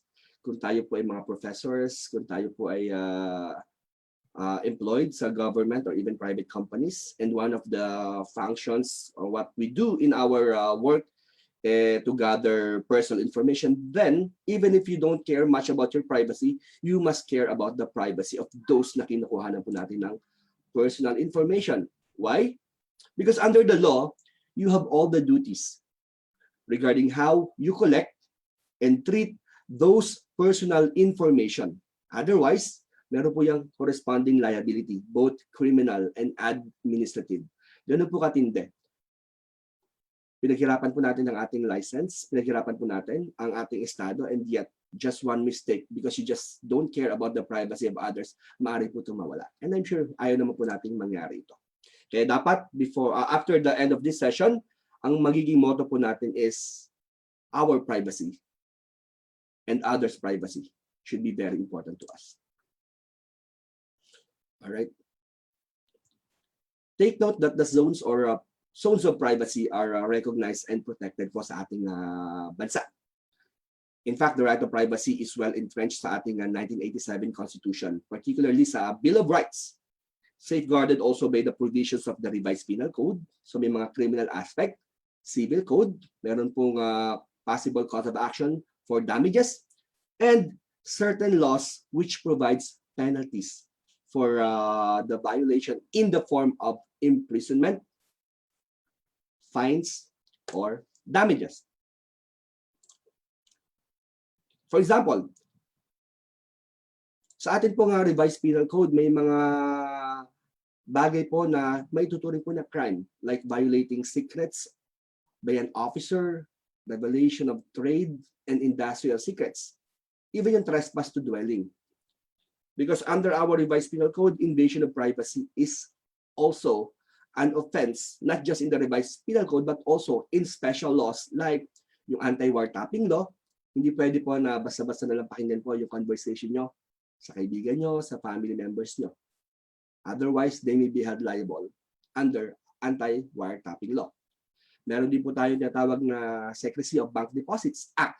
Ibig sabihin, ang bank accounts po natin ay hindi pwedeng i-disclose ng banko sa kung sino-sino lang unless meron po tayong consent or it falls under the exceptions like inutos po ng korte. And syempre, meron din po tayo tinatawag na Intellectual Property Code. Another example po is yung civil code natin na nagpo-provide po na every person shall respect yung privacy and peace of mind of his neighbors and other persons, and punishes as actionable towards several acts for meddling and prying into the privacy of another. Diba? Medyo challenging ito sa mga Pilipino kasi may mga ugali po tayo na mahilig tayo makialam sa buhay ng iba. Take note, kapag umabot po ito sa punto na it violates one's privacy, then you can be held liable for damages. And meron din po tayong privacy with regard sa letters and other private communications. Kaya nga po, may mga instances na kapag sa post office or even yung mga courier, walang consent pero inopen nila yung mga letters nyo para makita po yung kung ano yung nakalagay doon or take something from that letters or private communication, that person involved may be held liable both criminally and administratively. Meron din po tayo tatawag sa rules of court, yung mga privileged communication. And that also involves privacy. For example, privileged communication between lawyer and clients. So whatever you say sa iyong lawyer, as long na may lawyer and client relationship kayo, hindi siya pwedeng i-divulge without your consent. Or even sa medical doctor and patient relationship, meron din pong privileged communication na involved na hindi pwede sabihin ni doktor na may galis yan, something like that, para makapanira ng iyong reputation. Kasi once meron pong maituturing na doctor and patient relationship, then yung doktor po ay tied po siya sa kanyang oath of office na hindi po niya ito pwedeng i-divulge without your consent. Alright.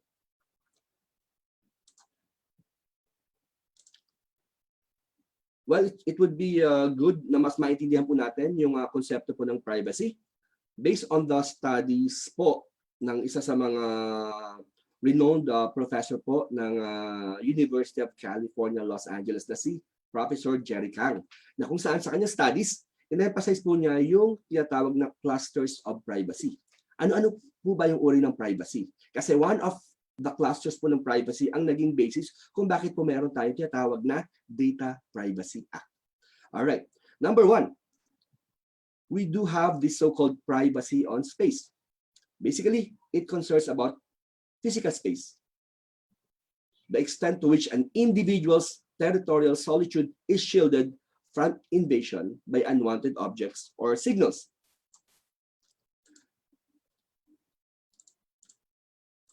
Alright, sa ating pong batas, meron po tayong tinatawag na traditional concept. Sinasabi na a man's home is his castle. So ibig sabihin po, as long as you are in your house, as long as you are in your home, the privacy is expected to be protected and observed by others. That was the traditional concept. However, with the jurisprudence, with the pronouncement of the Supreme Court, meron naman tayo tatawag na expanded concept. As discussed in the case of Ople versus Torres, the recent pronouncement was in the case of spouses Hing versus Shua Choi, last 2013, na sinasabi po na hindi lang naman confined sa home ang iyong privacy. As long that it falls dun sa test na your privacy is expected to be protected and observed, then you can still invoke your right to privacy.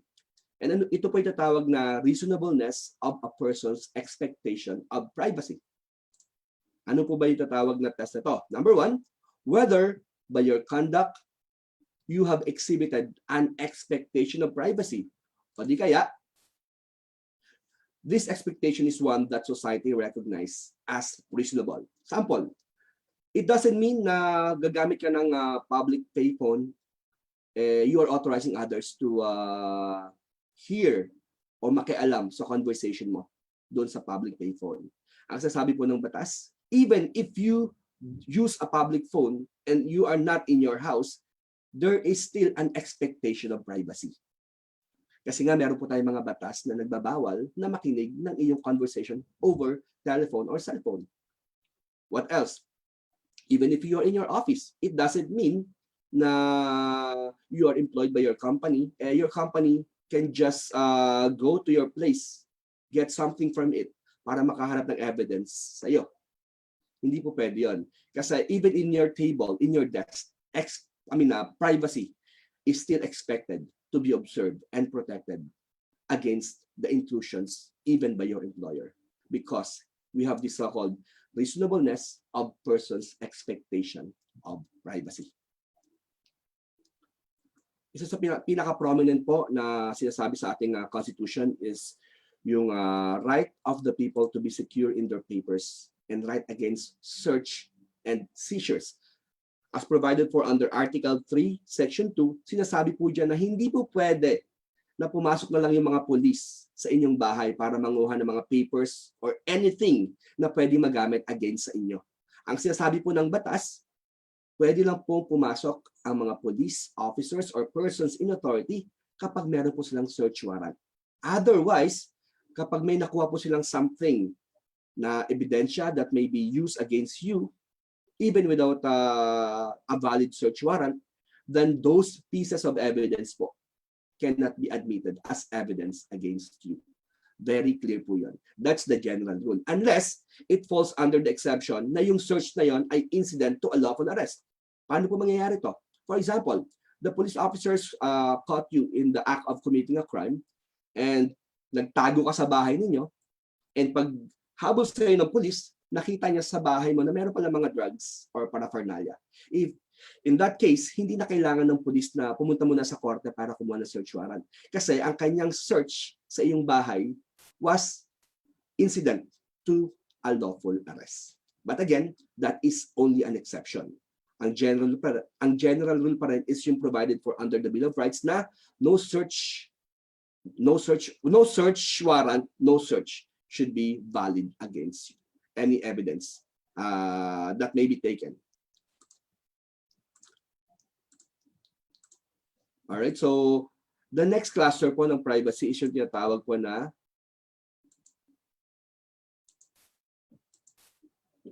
privacy on decision. Sa cluster naman po ito ng privacy, it's all about your choice. Yung ability mo to make certain significant decisions without interference, even by the government. Ito yung mga decision mo sa buhay na hindi mo kailangang i-ask yung consent ng barangay captain mo or even ng presidente ng Pilipinas. Kasi it's all about you. Kapag pinakialaman ka sa mga choices na to, there may be sanctions either in our revised penal code or meron din po sa civil code provisions. Example po ng mga privacy on decision po is yung, for example, trip mo na gumamit ng mga contraceptives.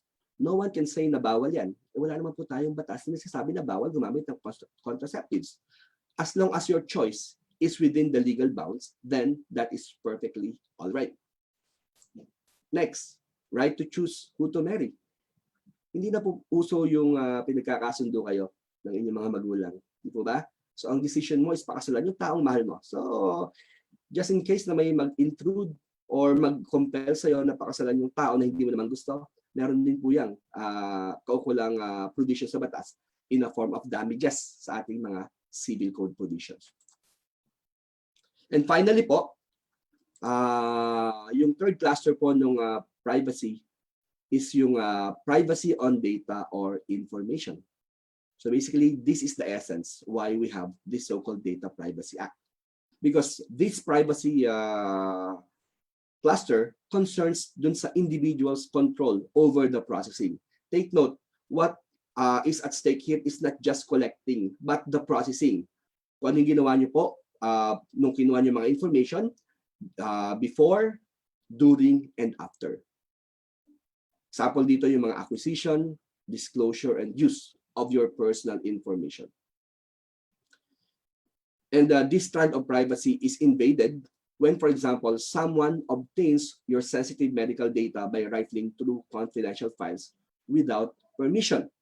Very common po ito ngayon sa ating new normal kasi every time na papasok ka po sa establishment, sa mall, sa coffee shop, sa mga restaurants, di po ba pinapapirma po kayo ng, pinapalag po sa inyo yung pangalan nyo, yung temperature, yung age, yung address, yung cellphone number.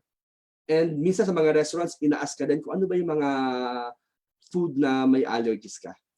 Those are the information na hindi po pwedeng i-share ng establishments or even ng guard or ng person in charge sa iba without your consent or without any legitimate public interest. Otherwise, they may be held liable sa ating mga existing law.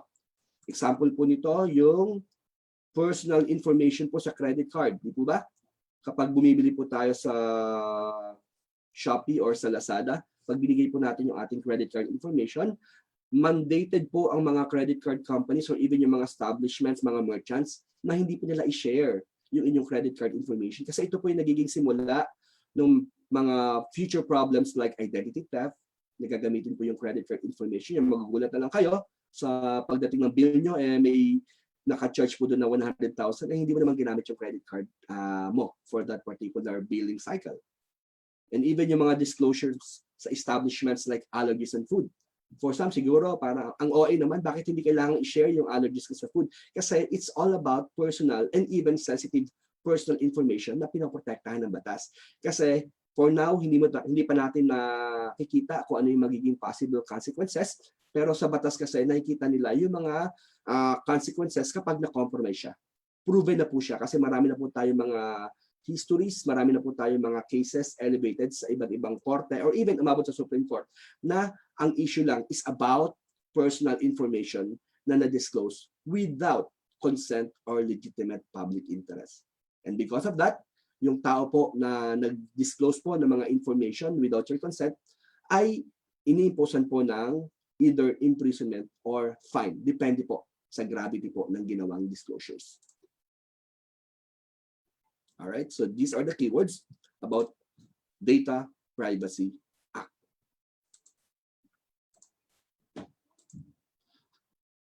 Well, I hope this morning I would be able to answer all these questions for you, like what we should know about the law on data privacy.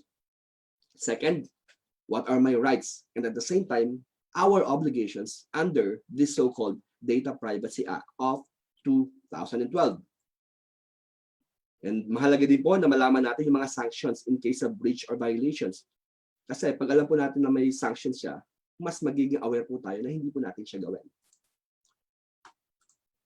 I'll also give you a rundown of the functions of the National Data Privacy Commissions. Very important po ito kasi sila po yung pwede natin takbuhan just in case may compromises po sa ating mga data privacy. And I will also give you some tips and practical guide to protect our data privacy and yung mga do's and don'ts to protect our data privacy, especially during the new normal setup.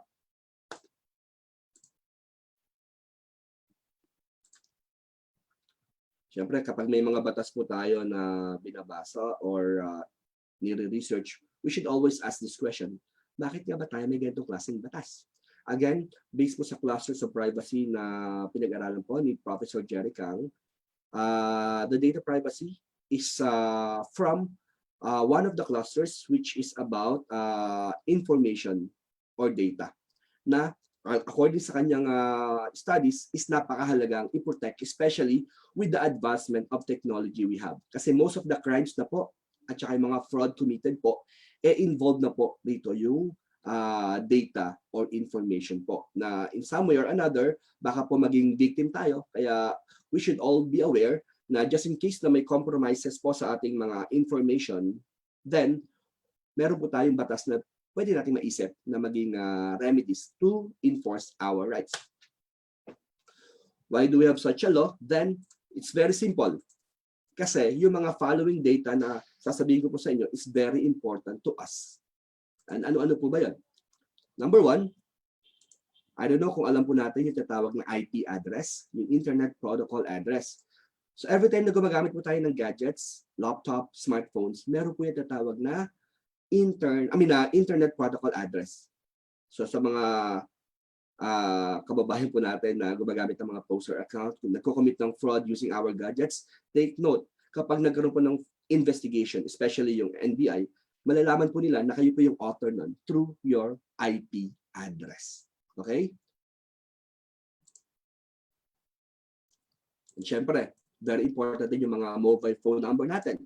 Ayaw naman siguro natin na every now and then, tunog na tunog yung cellphone natin, akala natin emergency, yung pala mag-o-offer lang sa atin ng credit card. Di po ba? O kaya mag-o-offer sa atin ng mga promo ng kanilang mga products. Kaya mahalaga po na ang ating mobile phone number na very personal po, very useful po sa atin, hindi po i-share sa kung sino-sino lang. And syempre, yung ating mga GSIS, Pag-ibig, PhilHealth or SSID information. Very important po yan, hindi po yan dapat sinishare sa iba. Why? Marami na po mga pagkakataon na yung mga kawani po ng gobyerno. Nagugulat na lang sila na pag-retire nila, hindi naman sa umutang, pero meron silang babayaran. because somebody used the profile of their GSIS to apply for loan. Diba? Ang masakit nun, hindi mo napakinabangan, pero ikaw ang magbabayad. Kaya very important po na i-keep po natin itong mga information na to ng confidential po. Siyempre, passport. Isa po ito sa madalas po na fina-falsify, pinalalabas po na valid or legit, pero magugulat na lang po kayo. Hindi po pala. Pwede po pala itong makopy. Na itatawag po tayo mga cloning. Minsan nakakalusot, minsan hindi nakakalusot, pero syempre ayaw naman natin umabot sa punto na papunta tayo ng ibang bansa, magbabakasyon tayo, only to find out na na-clone na pala yung passport natin at kina-question na po tayo ng immigration. Bakit mo sinasabi na hindi ka nagpunta sa ganitong lugar o sa ganitong bansa nakastamp sa kanilang system na ikaw ay nagpunta ron. So we don't want na mangyari po sa atin yung ganun po mga senaryo. Kaya better po na yung ating mga passport information po, yung mga information sa passport natin ay i-keep po natin ng confidential po. Of course, credit card o yung ATM information, di ba? Never po natin i-share ang password, yung PIN number ng ating ATM. Alright? Kung magpapatulong po kayo kung paano mag-withdraw sa mga physically or technologically challenged, better to ask it from someone close to your heart na pwede natin pagkatiwalaan. Don't ask strangers to help you because hindi po natin alam kung baka gamitin sa hindi maganda yung mga information na nakuha niya from you. Siyempre, bank records, for obvious reason. Meron nga tayong batas na nagsasabi na hindi pwedeng i-disclose ng bank yung mga information mo sa bank accounts mo, di ba? How much more yung tao lang, di po ba? Kasi very important, kapag, especially pag malaki po, yung laman ng pera mo sa bank account, di ba? Pero kahit na maliit yan, just the same, you must treat every information in your bank records ng confidential po.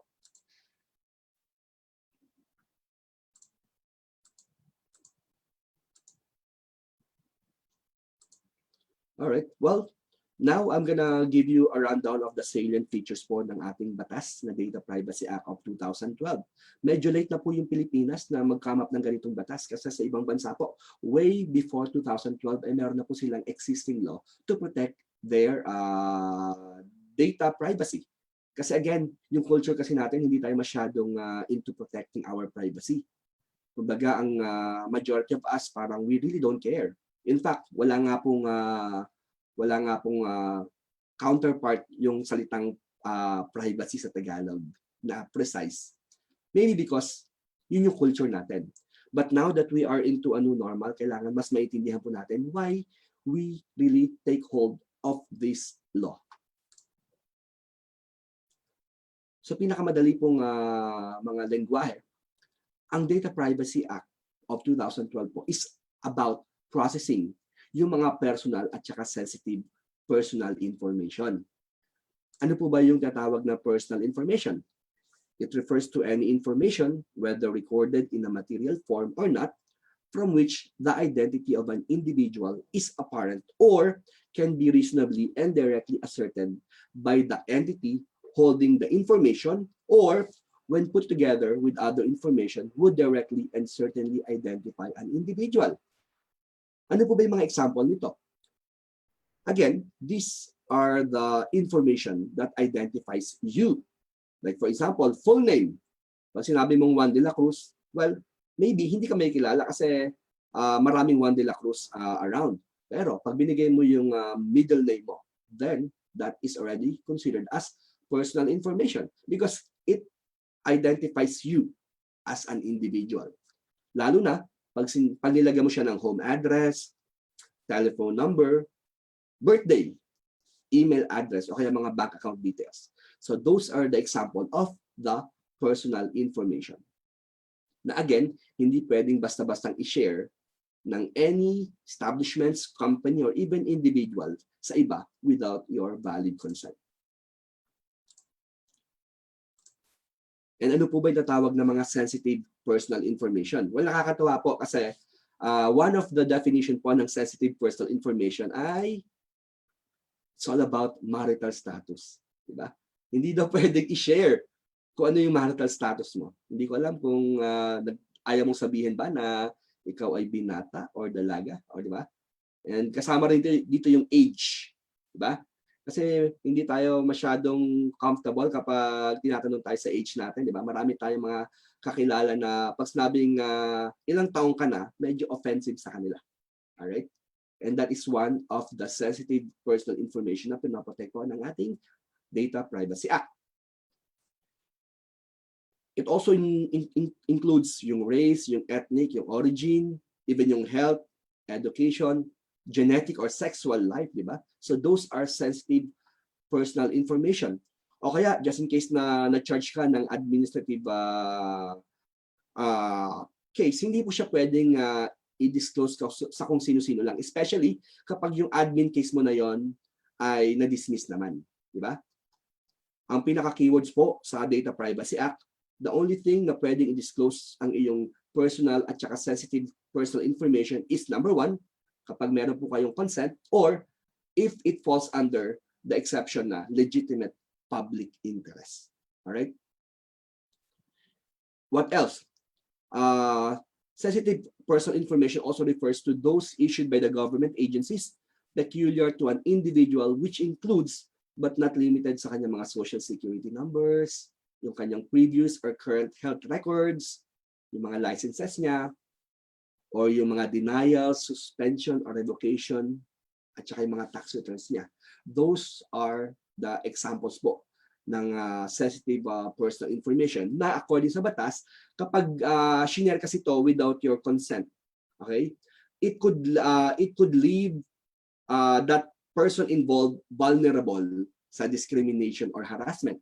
For example, may mga tao or company na na-off sila kapag ang iyong race, ethnic, origin is ganito. Kapag ito ay dinisclose mo without the consent of that person involved, then basically, madidiscriminate yung tao na yon or mahaharas. And worse, hindi po siya mabibigyan ng equal opportunity para matanggap sa trabaho o kaya ma-promote kasi ang naging basis is yung kanyang sensitive personal information. Alright? At mahalaga rin po na malaman natin yung scope po ng Data Privacy Act. Again, it applies sa processing po ng all types of personal information and to any natural and juridical persons involved in personal information processing, including those personal information controllers and processors who, although not found or established in the Philippines, use the equipment that are located in the Philippines, or those maintain an office or branch or agency in the Philippines. Even for example, you are applying for a job abroad, di ba? And meron po sila mga branch dito. It doesn't mean na ang main office po is nasa abroad, free sila to divulge your personal information.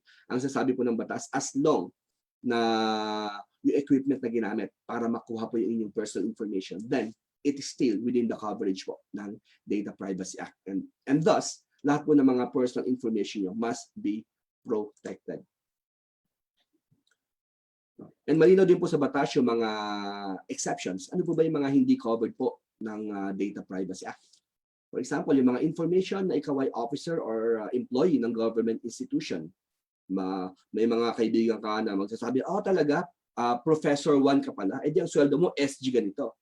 Don't expect yung privacy na hindi alam ng mga tao yung salary grade mo. Kasi hindi po siya covered na pinaprotektahan ng data privacy. Kasi meron po tayong batas pertaining to the position and the salary grade.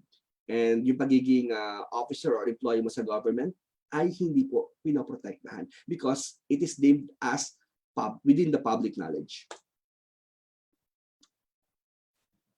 Just for example, kung kayo po ay engaged into contract of services sa government, nagpa-participate kayo sa mga bidding, sa mga awards, whatsoever, don't expect na yung mga information po ninyo ay hindi i-divulge po ng government office. Why?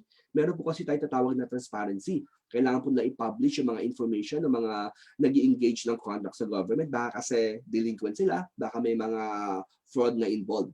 Kaya if you are into contract with a government service, then do not expect privacy because they are not covered by the Data Privacy Act. And also yung mga personal information process for journalistic, artistic, literary, or research purposes.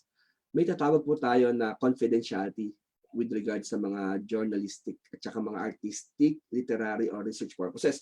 Hindi mo pwede sabihin, hindi mo pwede i-compel yung concerned journalist. Sino ang source mo? Hindi po pwedeng ganon. Kasi po protected po sila. Kaya hindi po siya kinover ng Data Privacy Act. Meron po tayong existing law protecting their rights over those inside information.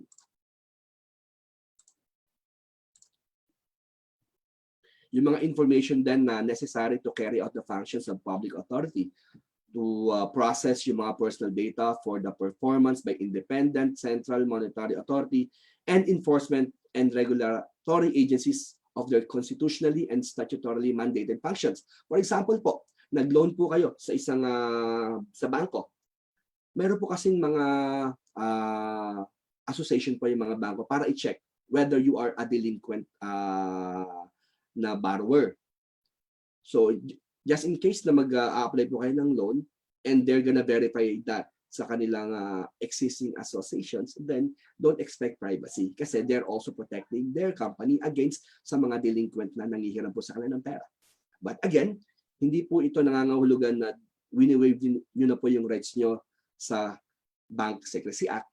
Kasi again, though meron po tayong exception sa Data Privacy Act, existing at fully enforced pa rin po yung mga batas natin na nagpo-protect ng privacy natin.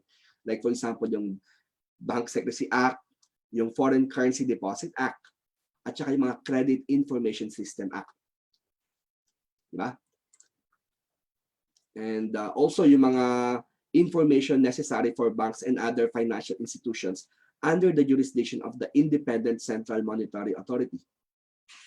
Kasi may mga pagkakataon po na ang bangko ay compelled po to disclose information. For example, kung ang inyo pong mga bank account po may suspicions po na engage into anti-money laundering, and that is one of the exceptions po na pwede mag-disclose po ang bangko ng mga information.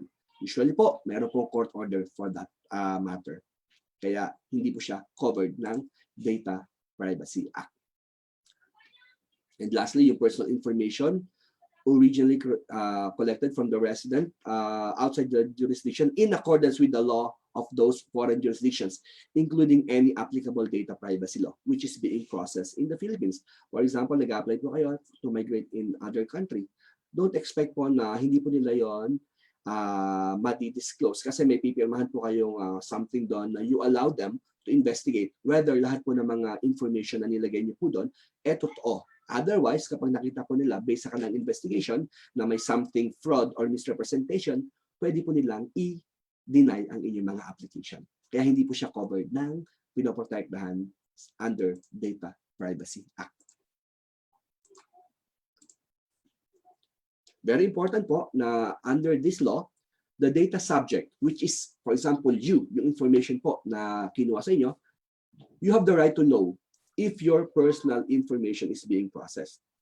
Kaya wag po tayong bigay ng information. Kasi hindi po natin alam, naglalakad ka sa mall, sabi sa'yo, bibigyan ka ng free popcorn, kinuha mo naman, pero ang kapalit nun, bibigay mo ang mga personal information mo. As a data subject, you have all the right to know para saan po ba itong mga kinukuha niyo mga information. Pag sinabi nila na for marketing purpose, it's up to you kung willing ka na tumanggap ng mga emails or mga text notifications sa kanilang mga promo. Otherwise, pwede mo sabihin na no, ayoko po na ganyan. Something like that. You have all the right to say no, you have all the right to say na pwedeng i-process. Depende po sa discretions ninyo. Kasi again, ang pinakamahalagang aspeto naman po ng Data Privacy Act is kapag dinisclose siya with your consent or meron tinatawag na legitimate public interest, then hindi po pwede maging liable yung tao na kumuha po ng inyong information. And also, the person can demand information such as the source of info, how their personal information is being used, and copy of their information. Ito po sasabi ko, meron po karapatan ang tao na to request removal and destruction of one's personal data unless meron kang legal obligation that required for it to be kept or processed. For example, you have a pending loan. nagbabayad ka pa. So, as long hindi ka pa fully paid, then yung mga personal information mo, ikikip lang ng bank or ng pinag-utangan ng establishments. But after you paid everything, you paid in full, you complied with all the obligation, you have all the right to request that all your personal information with them should be removed.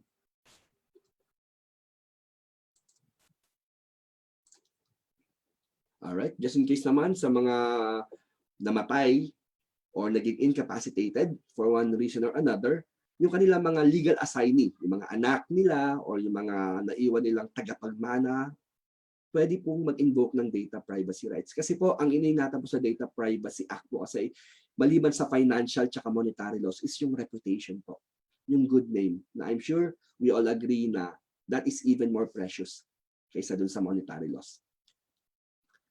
And also, sinasabi sa batas na to na yung mga personal information controllers, ito po yung mga in charge po na manguha po ng mga information. They must ensure security measures are in place to protect the personal information that they process and be compliant with the requirements of the law. Otherwise po, may mga legal remedies po tayo just in case po na umabot sa punto na ma-compromise po yung ating mga personal information. And just in case na nalaman po ni controller na yung inyong mga data o yung mga personal information po ay na-compromise, kailangan po i-notify niya yung affected na tao at saka kailangan i-notify din niya yung National Privacy Commission. Kasi meron pong provisions sa Data Privacy Act na just in case na hindi po nag-notify si personal information controllers, meron pong kaukulang sanctions. Ganun po katindi. And just in case na isa po kayong head ng government agency, the more reason na dapat po kayo mag-comply sa Data Privacy Act. Kasi mas mataas po yung liability just in case po na hindi nyo po na-comply yung mga provisions po under the Data Privacy Act. Alright?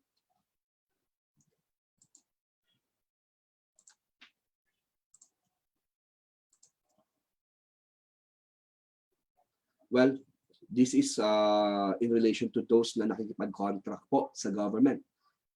Just in case po na may 1,000 or more, records po kayo kinukuha na mga data, then kailangan i-register nyo po yung personal information po sa National Privacy Commission. Otherwise po, pag nagkaroon po ng compromises whatsoever at hindi nyo po na-notify si National Privacy Commission, then you can be held liable.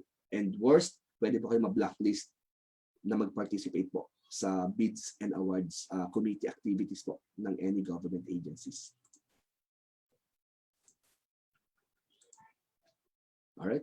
Penalties for violation. I'm just gonna give a quick information about the penalties. Basically, the imprisonment is not that long. Alright. Like for example, unauthorized processing ng mga personal information, 1 year to 3 years lang. Pero yung mga fine niya, ang minimum ay 500 to 2 million. That is only for unauthorized processing ng personal information. Ibig sabihin, yung isang establishment, yung isang tao ay kumuha po ng mga personal information without the consent of that person involved, then pwede po siya mag-file ng complaint sa Data Privacy Commission and pwede po siya maging liable for this sanction. Ganun po katindi. And just in case na yung unauthorized processing involves personal sensitive information, mas mataas po yung penalty. 3 to 6 years, pero yung fine niya is minimum of 500,000 pesos hanggang 4 million pesos. Unauthorized processing lang po yan. How much more kung may fraud na involved? So, ibig sabihin, mas malaki yung penalty, mas malaki po yung fine. Kaya nga po, most of the companies, even yung government agencies po, is nagkakandak po sila ng mga seminars about Data Privacy Act to be Data Privacy Act compliant. Otherwise, they can face these sanctions. Kasi one of the sanctions po, if you are a public officer, pwede po kayong matanggal sa trabaho, matanggalan ng lisensya, and worse, pwede kayong ma-disqualify perpetually to be appointed or to work in the government service. Kaya very important po na mag-comply po tayo sa provisions po ng Data Privacy Act.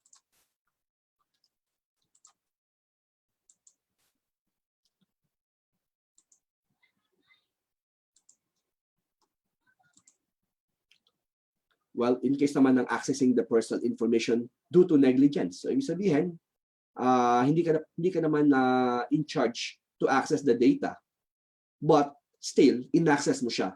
Kasi every time po na nag-access po tayo ng sa database, meron po kasi na audit logs po yan.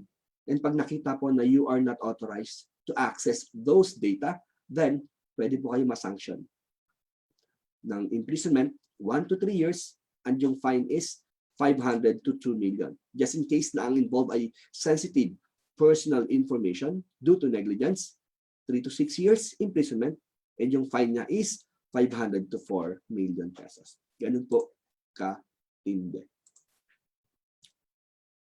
Alright.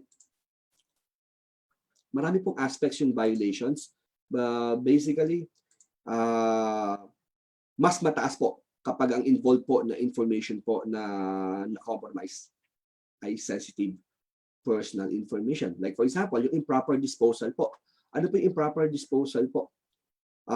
If you knowingly or negligently dispose, discard, or abandon the personal information of an individual in an area accessible to the public, or has otherwise placed the personal information of an individual in its container for trash collection, then you can still be held liable. 6 months to 2 years. Ang fine is 100,000 to 500,000 pesos.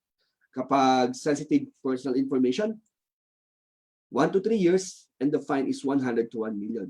Kaya nga most of the companies po ngayon, bumibili po sila ng mga paper shredder kasi ayaw po nila na kahit wala naman po sa intention, just the same, mayroon pong improper disposal ng mga personal information, tinapon lang sa basurahan, nakita po ng taong nagka-interest, and then na gamit siya for fraud or illegal activities, ang magiging liable pa rin po nito is yung tao po na in charge na mag-safekeep ng personal information. Kaya, especially sa mga nagtatrabaho po, sa mga teachers or sa mga clerks, whatsoever, very careful po tayo na magtapon ng mga papel na may nakalagay po na personal information ng mga tao.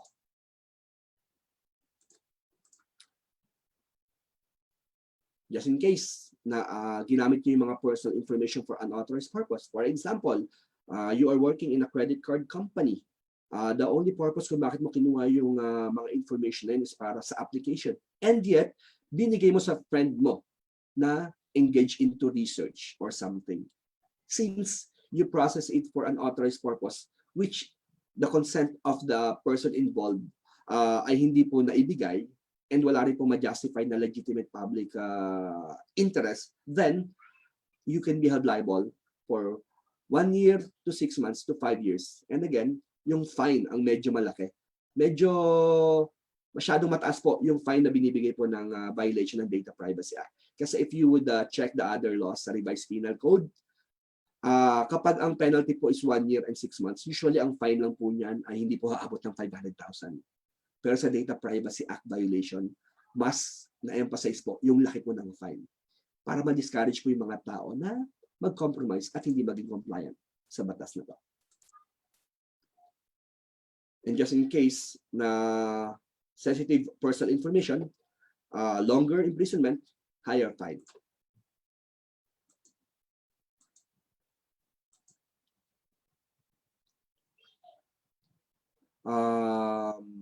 Well, as expected, kailangan pong i-maintain po yung confidentiality po ng mga data subjects.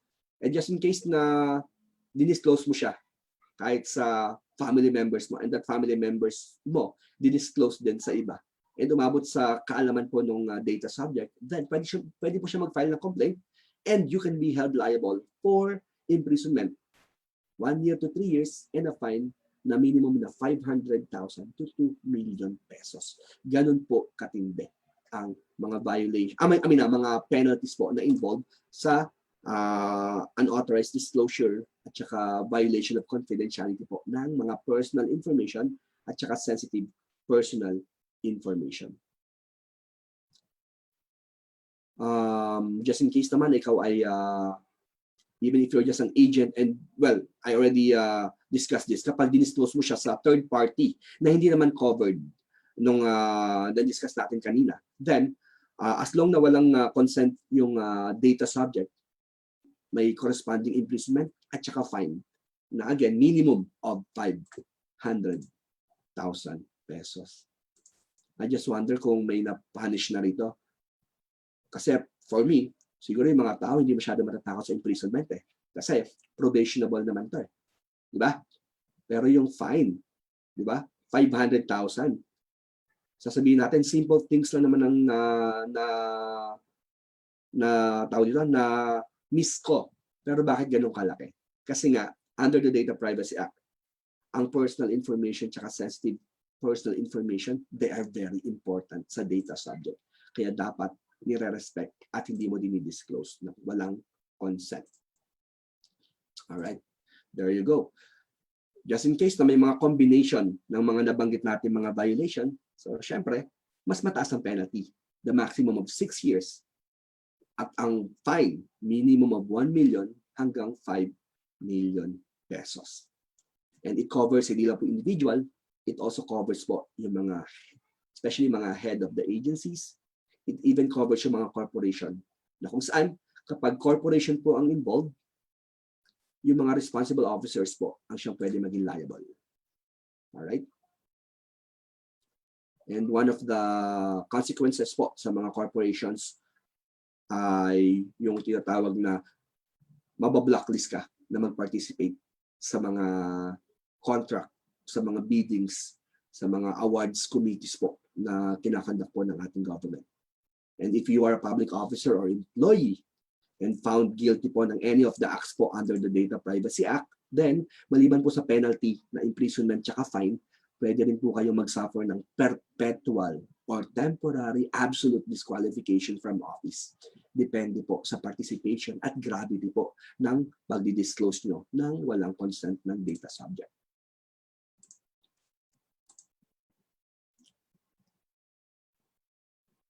Well, the maximum penalty naman ini-impose kapag ang involved na data subject ay at least 100 persons. Usually, ang mga pwedeng maging liable dito yung mga nasa lending company, mga involved sa financial transactions, kasi mas matindi po ang kanilang mga requirements and dapat po aligned siya sa policy po ng Bangko Sentral ng Pilipinas. So, maliban sa Bangko Sentral ng Pilipinas policies, they have to follow more the Data Privacy Act.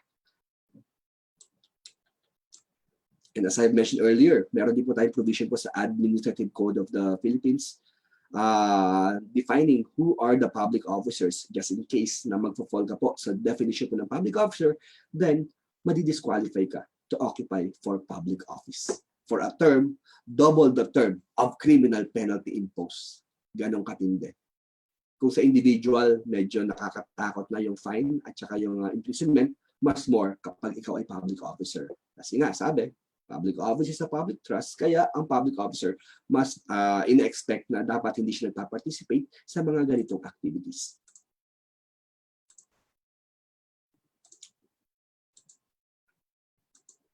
Alright, so what are the important rights we should know about the data privacy? Well, medyo mahaba to, pero I'll just make it very quick. So kailangan you should know your data privacy rights.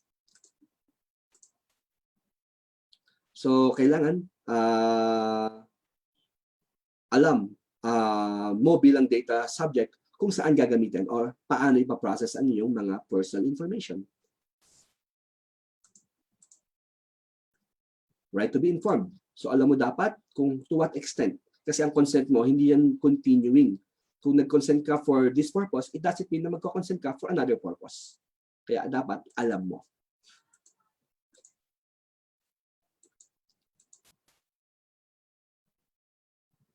So you should know the description of the personal data to be entered in their system, yung exact purpose, yung basis for the processing, at saka yung scope and method. Otherwise, kapag hindi na siya nag-fall dun sa consent na binigay mo, then pwede maging liable po yung kumuha po ng ating mga personal information. Right to access. So, ibig sabihin po, you as a data subject, you have all the right to access kung ano na po status, kung paano po pre-process ang inyong mga personal information. Pwede po kayong mag-ask sa nag-collect po ng inyong mga personal information, or just in case na sila po ay mag-refuse, you can go to the National Privacy Commission para sila po ay ma-notify. So ito po yung mga pwede natin i-demand. Yung contents, yung names, the address, kung saan binigay po yung mga information nyo, manner, kung paano siya pre-process, reasons for disclosures, informations on automated systems where your data may be available, kailan po na last access, at saka yung mga identity address ng mga personal information controller. Very important po yung personal information controller kasi sila po yung task na mag-safekeep po ng lahat po ng mga information nyo. Just in case na magkaroon ng compromise, isa sa mga mapupuntukan po is yung controller. Right. So I already mentioned this. You can write a letter, and then just in case na ayaw mo lang sumagot, then you can always go to the National Privacy Commission. Meron lang po mga limitations na hindi po pwedeng ma-access yung mga personal information nyo. Like yung kung ikaw ay criminal suspect, don't expect na ibibigay sa iyo yung mga evidence or any allegations pertaining to your criminal case. Alright? Hindi ka rin pwedeng magkaroon ng access sa mga communication between, yung mga covered po ng privileged communication like lawyer and client relationship, doctor and client relationship. So hindi ka pwedeng mag-insist na you should have access to it because tied po ang lawyers or doctors sa kanilang mandato to consider it with utmost confidentiality kasi nga privileged communication po yun.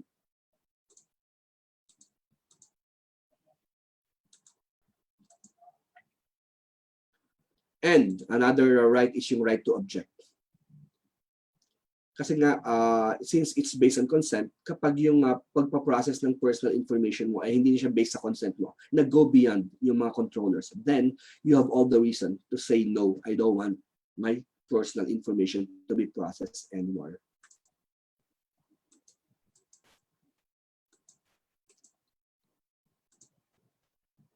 And again, same process, just in case na mag-refuse yung controller, you can write a request. And kapag sila po ay nag-refuse, then you can go directly to the National Privacy Commission. As nasabi lang ng National Privacy Commission, you also inform the controller o yung organization na kung saan ina-exercise mo yung right to object. Kasi baka pag nalaman nila na magpupunta ka sa National Privacy Commission, baka ibigay na nila yung gusto mo. Kasi takot yung mga establishments at organization na yung National Privacy Commission pa yung makikipag-deal sa kanila. Kasi medyo strict po ang National Privacy Commission, which is tama lang naman. Right? Well, it's just the same thing. You can exercise yung right mo after you discover the following. Like for example, incomplete tsaka outdated or unlawfully obtained pala yung mga personal information, no? O kaya ginagamit siya for the purpose that you did not authorize. And the data is no longer necessary for the purpose for which they were collected. Ang sabi, research for this project. Pero ginamit siya sa research for another project. So that's the time na you can always ask na isuspend or alisin na po or wag gamitin yung mga personal information na binigay mo previously for the purpose na nagawa na. Yan po yung tawag na right to erasure or blocking.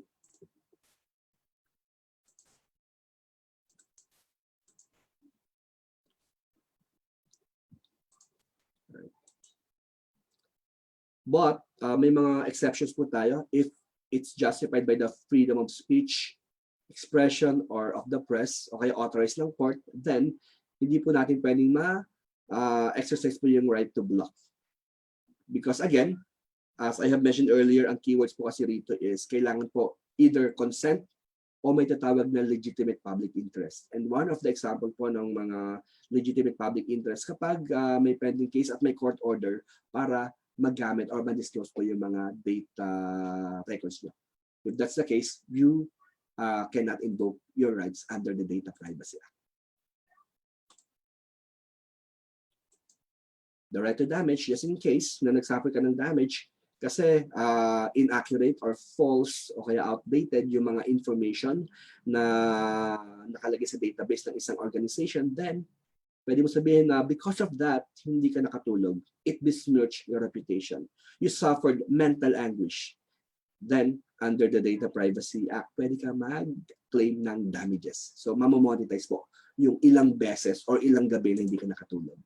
Yung tipong hindi mo makaharap yung kapitbahay mo kasi masyado kang na-demean no pagpaprocess ng mga personal information. Pwede ma-exaggerate yan. Pwede pagkaperahan. Alright? And again, yung right to file complaint with the National Privacy Commission.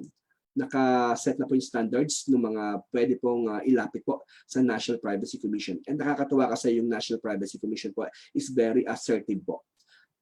Last time po I was able to interview po yung spokesperson nila, and nakakatuwa na yung National Privacy Commission talaga talagang nagkaroon po na sila ng malawakan po talagang campaign para po maging aware po yung mga schools, yung mga organizations, yung mga companies about the things they do and about the things they do not do. They should not do. Otherwise, they may be held liable sa Data Privacy Act. Alright. Right to rectify, just in case na may inaccuracy po sa mga information nyo. For example, nakalagay po doon na married kayo, but then nakakuha po kayo ng annulment decree, then pwede nyo po ipa-rectify. Sabihin nyo, single na po ako ngayon, di ba? Kasi iba po kasi yung pagiging married sa single. So gusto mong ipaalam sa buong mundo na single ka para maging marketable ka ulit, di ba? So you have all the reason to exercise your right to rectify. Yung right to data portability naman, well, even if your information was processed by the association or organization, ang may control pa rin yan is ikaw. So pwede kang makakuha ng copy, pwede ipasan sa email mo, or pwede mong ipakuha through USB. Because again, it's yours. And every time na may pa-process na information, pwede ka makuha para saan yung ginamit yung information ko. Para lang maiwasan po yung possibility na magamit po yung mga personal information nyo sa commission ng fraud, crimes, or illegal activities. Transmissibility of data subjects rights, well, para po siyang kayamanan na pwede ipamana. As I have mentioned earlier kanina, even yung mga dead people, meron po silang karapatan na pwede pong na dapat pong protektahan, na ang mag-exercise po is yung mga legal heirs or assignees nila.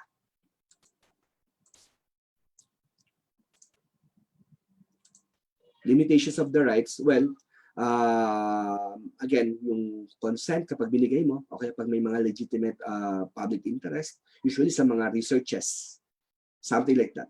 Then, if that's the reason why your personal or sensitive personal information were gathered, then you cannot invoke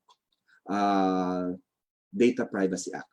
But subject to the exceptions na kapag ito ay nag-cause ng bad reputation or bad name, then that's the only time na pwede mo siyang i-invoke. Ang sasabi lang po ng Data Privacy Act, hindi po lahat ay covered po. Hindi po lahat ng personal information nyo ay pinaprotektahan kasi may mga exceptions po as provided for under the law.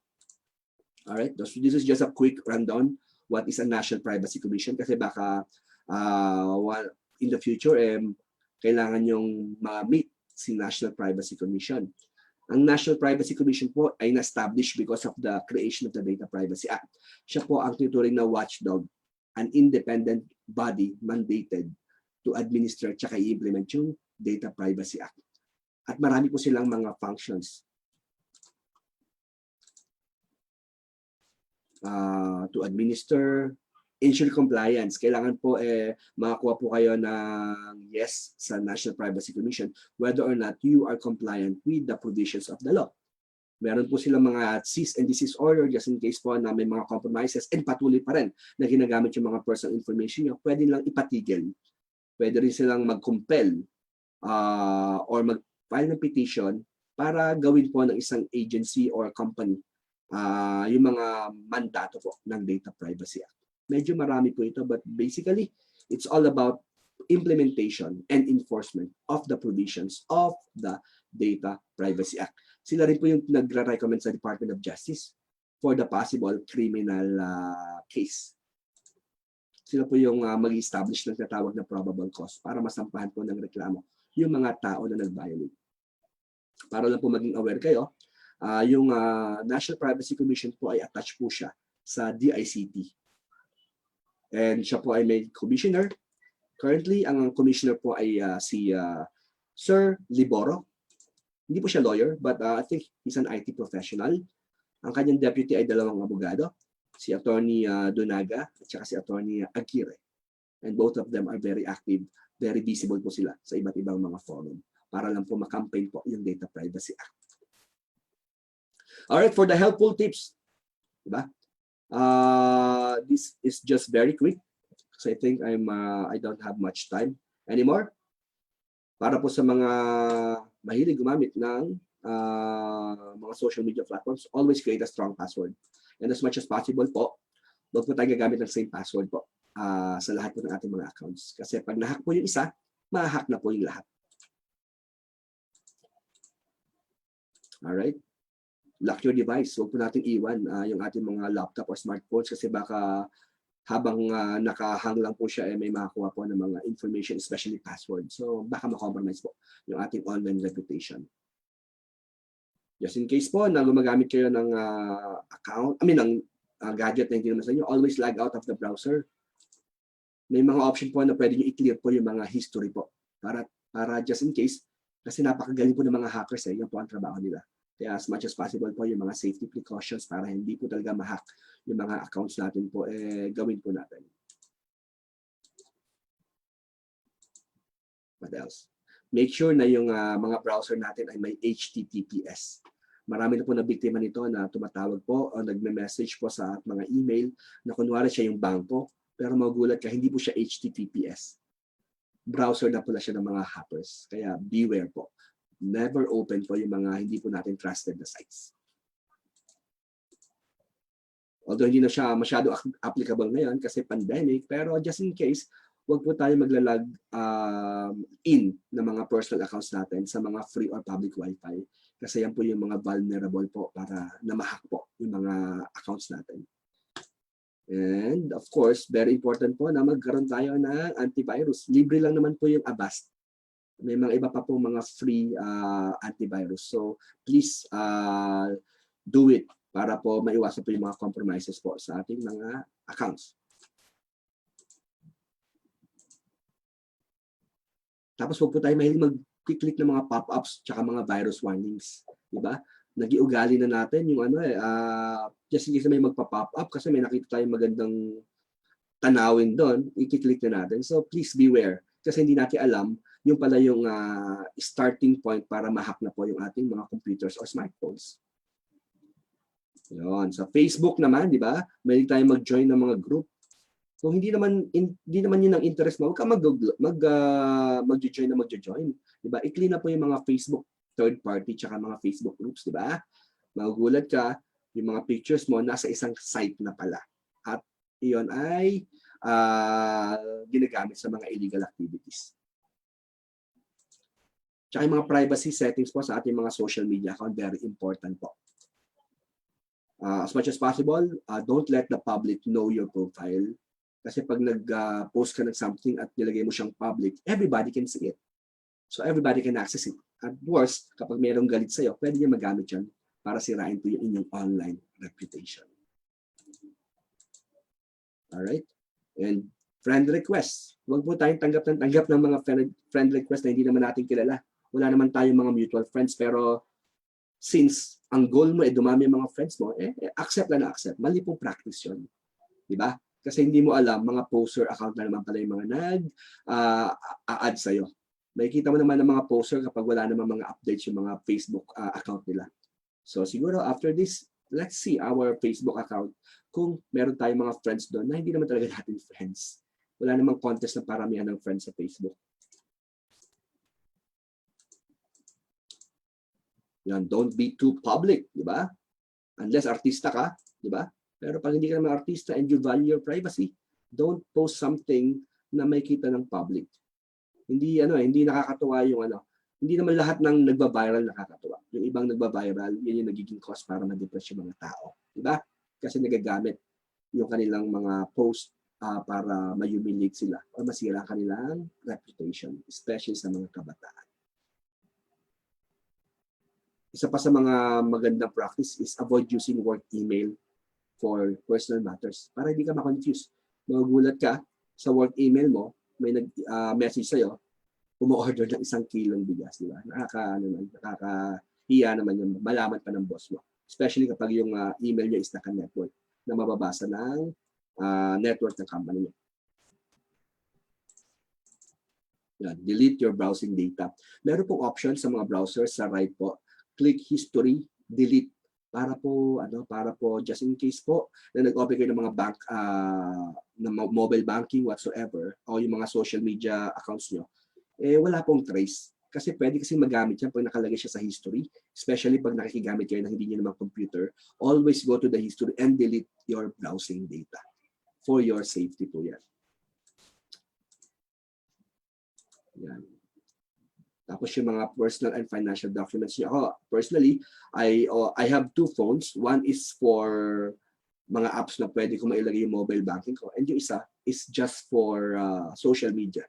Kasi ayoko ma-compromise, especially yung mga mobile banking. Kasi marami na po naging biktima po ng fraud sa mobile banking.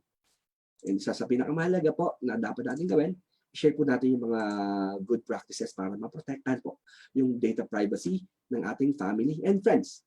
Quick lang po, ito po yung recent pronouncement po ng Department of Justice para po sa pagkakandak ng online class using video conferencing services po. I hope na nabasa na po natin ito, but just in case, ito po yung sasabi ng advisory ng Department of Justice. Wag po daw, never share meeting room credentials, both the ID to the public. So syempre, pag magkakandak kayo ng classroom using the Zoom or Google Meet, di ba? Kung sino lang yung participant, sila lang ang bibigyan nyo ng access. Okay? So dapat make sure na sa registered students o kaya sa parents nila. And another good practice would be sending the meeting ID and password in a separate communication para maiwasan natin na habang nag-online class kayo, naka-open siya sa public, may papasok at manggugulo. Di po ba?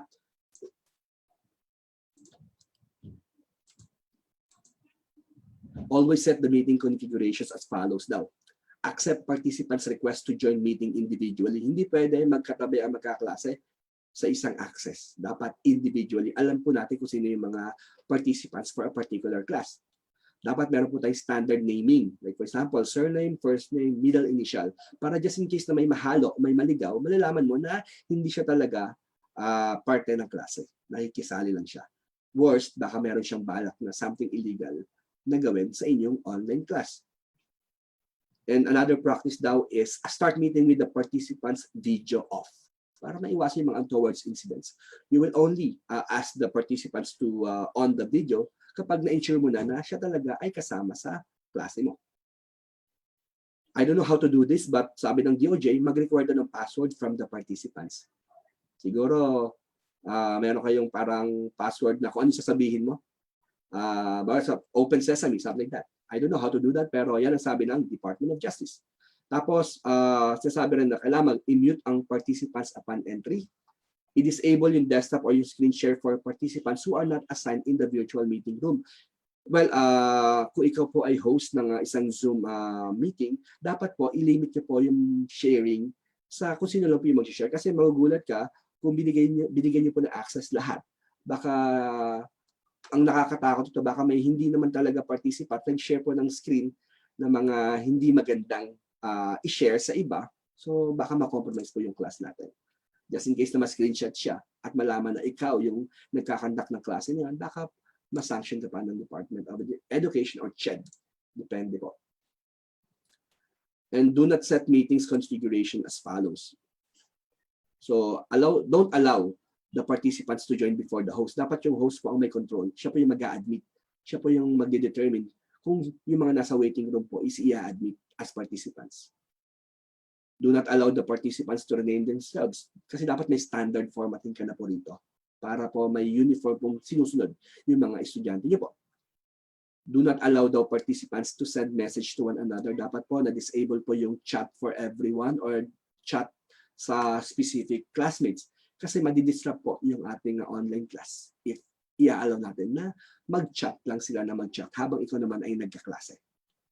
Do not allow the participants to access the file transfer. Siyempre, para maiwasan yung mga compromises sa pag-access ng mga files Do not allow the participants to share their screens. Do not allow the participants to use annotation tools or to add information to shared screens. And do not allow the participants to share whiteboards during a meeting, and do not allow them to replace their background with any selected image. Kumbaga, kailangan ma-ensure mo na talagang legit yung mga participants sa klase mo. And dapat meron ka ng protocol while you are conducting your online class. Hindi pwedeng masunod yung mga estudyante. Dapat po yung professor po. Number 4, never leave the students alone in a virtual classroom. Hindi naman pwedeng sabihin mo, okay, class, meron kayong seat work, something like that. So maglilib ka ng Zoom meeting nyo. Tapos babalik ka na lang. Hindi po pwede yun. Kasi po iniiwasan po natin na yung mga students po ma-expose sa mga untoward incidents. Kaya dapat hands-on po ang lahat po ng school administrators to supervise yung mga activities po sa virtual classroom. And syempre, very important po ito, kailangan updated po yung mga applications nyo. As much as possible, yung Zoom nyo dapat subscription. Kasi pag free Zoom lang po siya, limitado po siya. Siguro, pwedeng i-ask ng budget sa ating mga school administrators na mabigyan po bawat professors ng subscription ng Zoom, hindi lang po yung free Zoom apps. Kasi vulnerable po sa mga hackings, tsaka may mga security concerns din po kasi yung mga free apps lang na pwede natin ma-download. Well, I think that's all about it, and I hope na may something po tayong nakuha from this discussion. Again, the source is in the National Privacy Commission website. All right. Thank you very much, sir. Thank you very much, Attorney Ronald O. Santiago. Yes. Before we proceed to the open forum, may I humbly request all our participants to check our pinned comment for the link of evaluation in Zoom, FB page, and YouTube. Again, our dear speaker can entertain a maximum of 3 questions with regards to his topic on data privacy. Attorney Santiago, the first question is... Yes, ma'am. Yes, sir. From Sir Elmer Soriano. For the benefit of young people here, attorney, what advice will you give to those who are privacy conscious, who are openly disclosing everything about their lives in their social media accounts? Parang pang Mission Universe to, Sir Elmer. Well, very conscious dapat yung ating mga estudyante, yung mga millennials natin na don't be too public. Hindi po diary ang Facebook. Hindi po dapat natin paikutin ang ating buhay sa ating mga social media. Mas maganda pa rin po yung traditional books. Di po ba? Hindi po tayo pwedeng ma-preoccupied lang ng ganito mga platforms. And dapat these platforms should not define us. Kailangan po magsaliksik, mag-research po tayo. And hindi po lahat dadaanin natin sa social media. Kahit nasa new normal tayo, kailangan po yung ating mga ginagawa normal na activity po ng mga estudyante po. Kasi po marami tayong mga compromises na pwedeng magawa kapag masyado tayong too public sa Facebook, too public sa Instagram. At pakiusap po sa mga estudyante, sa mga millennials na wag tayo magkaroon ng notion na kailangan gagawa ko ng mga post na magba-viral ako. Diba? Panandalian lang po kasi yan Let's stick to our goal. Ano po ba yung goal natin? Hindi po ba? Ang goal po natin, as we leave the PUP, may something po tayo makakontribute sa ating family at sa society natin. And sooner or later, may invite tayo sa PUP para mag-share tayo ng mga best things that happened to us. And malaking part po nun is yung mga bagay na naturo po sa atin ng PUP. All right, thank you, Attorney. And now for the second question. Our second question for today is from Sir A.C. Umali. In a graduate school class, can the professor ask for the class directory to know the profile of the students, to help the teacher in assigning topics, sharing of best practices, during discussions like name, agency or office, mobile number, and email ad? Maraming salamat, Attorney Santiago. All right. Well, Hindi naman po pinoprohibit po ng Data Privacy Act yung pagkuha po ng mga necessary information para makapag-conduct po or makapag-facilitate po tayo ng isang classroom discussion. Again, as long na meron pong consent at alam po yung purpose kung bakit po binigay yung consent na yon at hindi po siya i-divulge sa iba, then wala po tayong dapat ikatakot na mababiolate natin yung Data Privacy Act. Kumbaga yung Data Privacy Act po, yung keywords po talaga nito is consent at saka legitimate public interest. If it falls on that two, then there is no violation po ng batas. All right, if there are no other questions, we humbly conclude today's event. But before we formally close our webinar, may I call on the Chief for Career Development and Placement Service, Ms. Jane Pulma, to award the digital certificate to Attorney Ronald O. Santiago.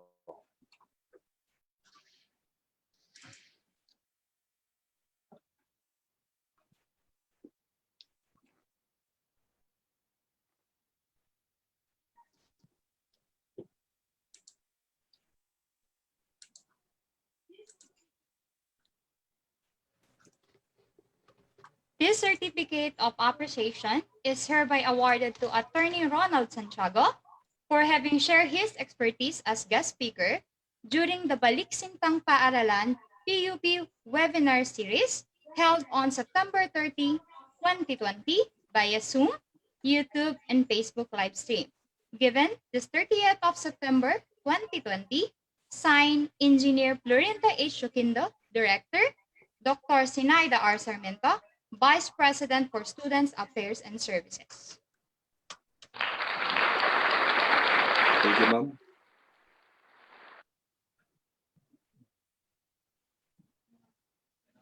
And now,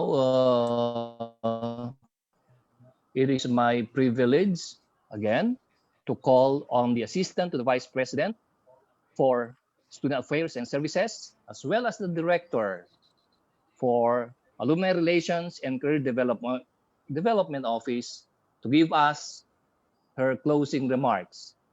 Let us all welcome Engineer Florinda H. Joquindo. Hi, sir. Good morning. Thank you, sir. Okay, good morning once again. I would like to acknowledge the participation of each and every one of you, for without your presence, this webinar would not have been possible. We hope that everyone is doing well, despite of the present situation. We sincerely appreciate you all sharing your time with us today. This pandemic has greatly affected all of us, but this has not hindered us to stay connected and disseminate information by having contingency measures, one being this webinar. We all gained a lot from our speakers, Dr. Edwin Chinel Monares and Attorney Ronald O. Santiago. We are grateful for sharing your time and expertise with us.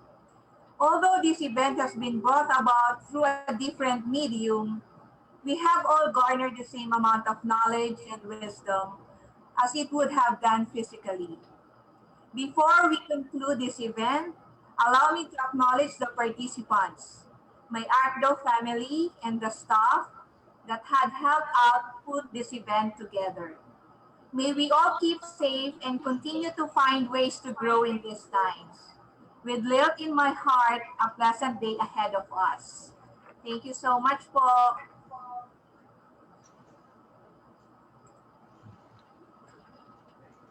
Thank you very much,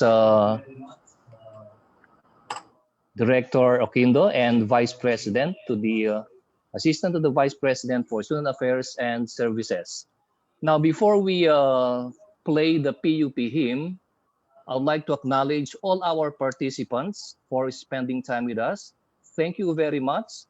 And of course, our dear speakers, Dr. Edwin Chinel Monares and Attorney Ronald O. Santiago. Thank you very much for sharing us your expertise.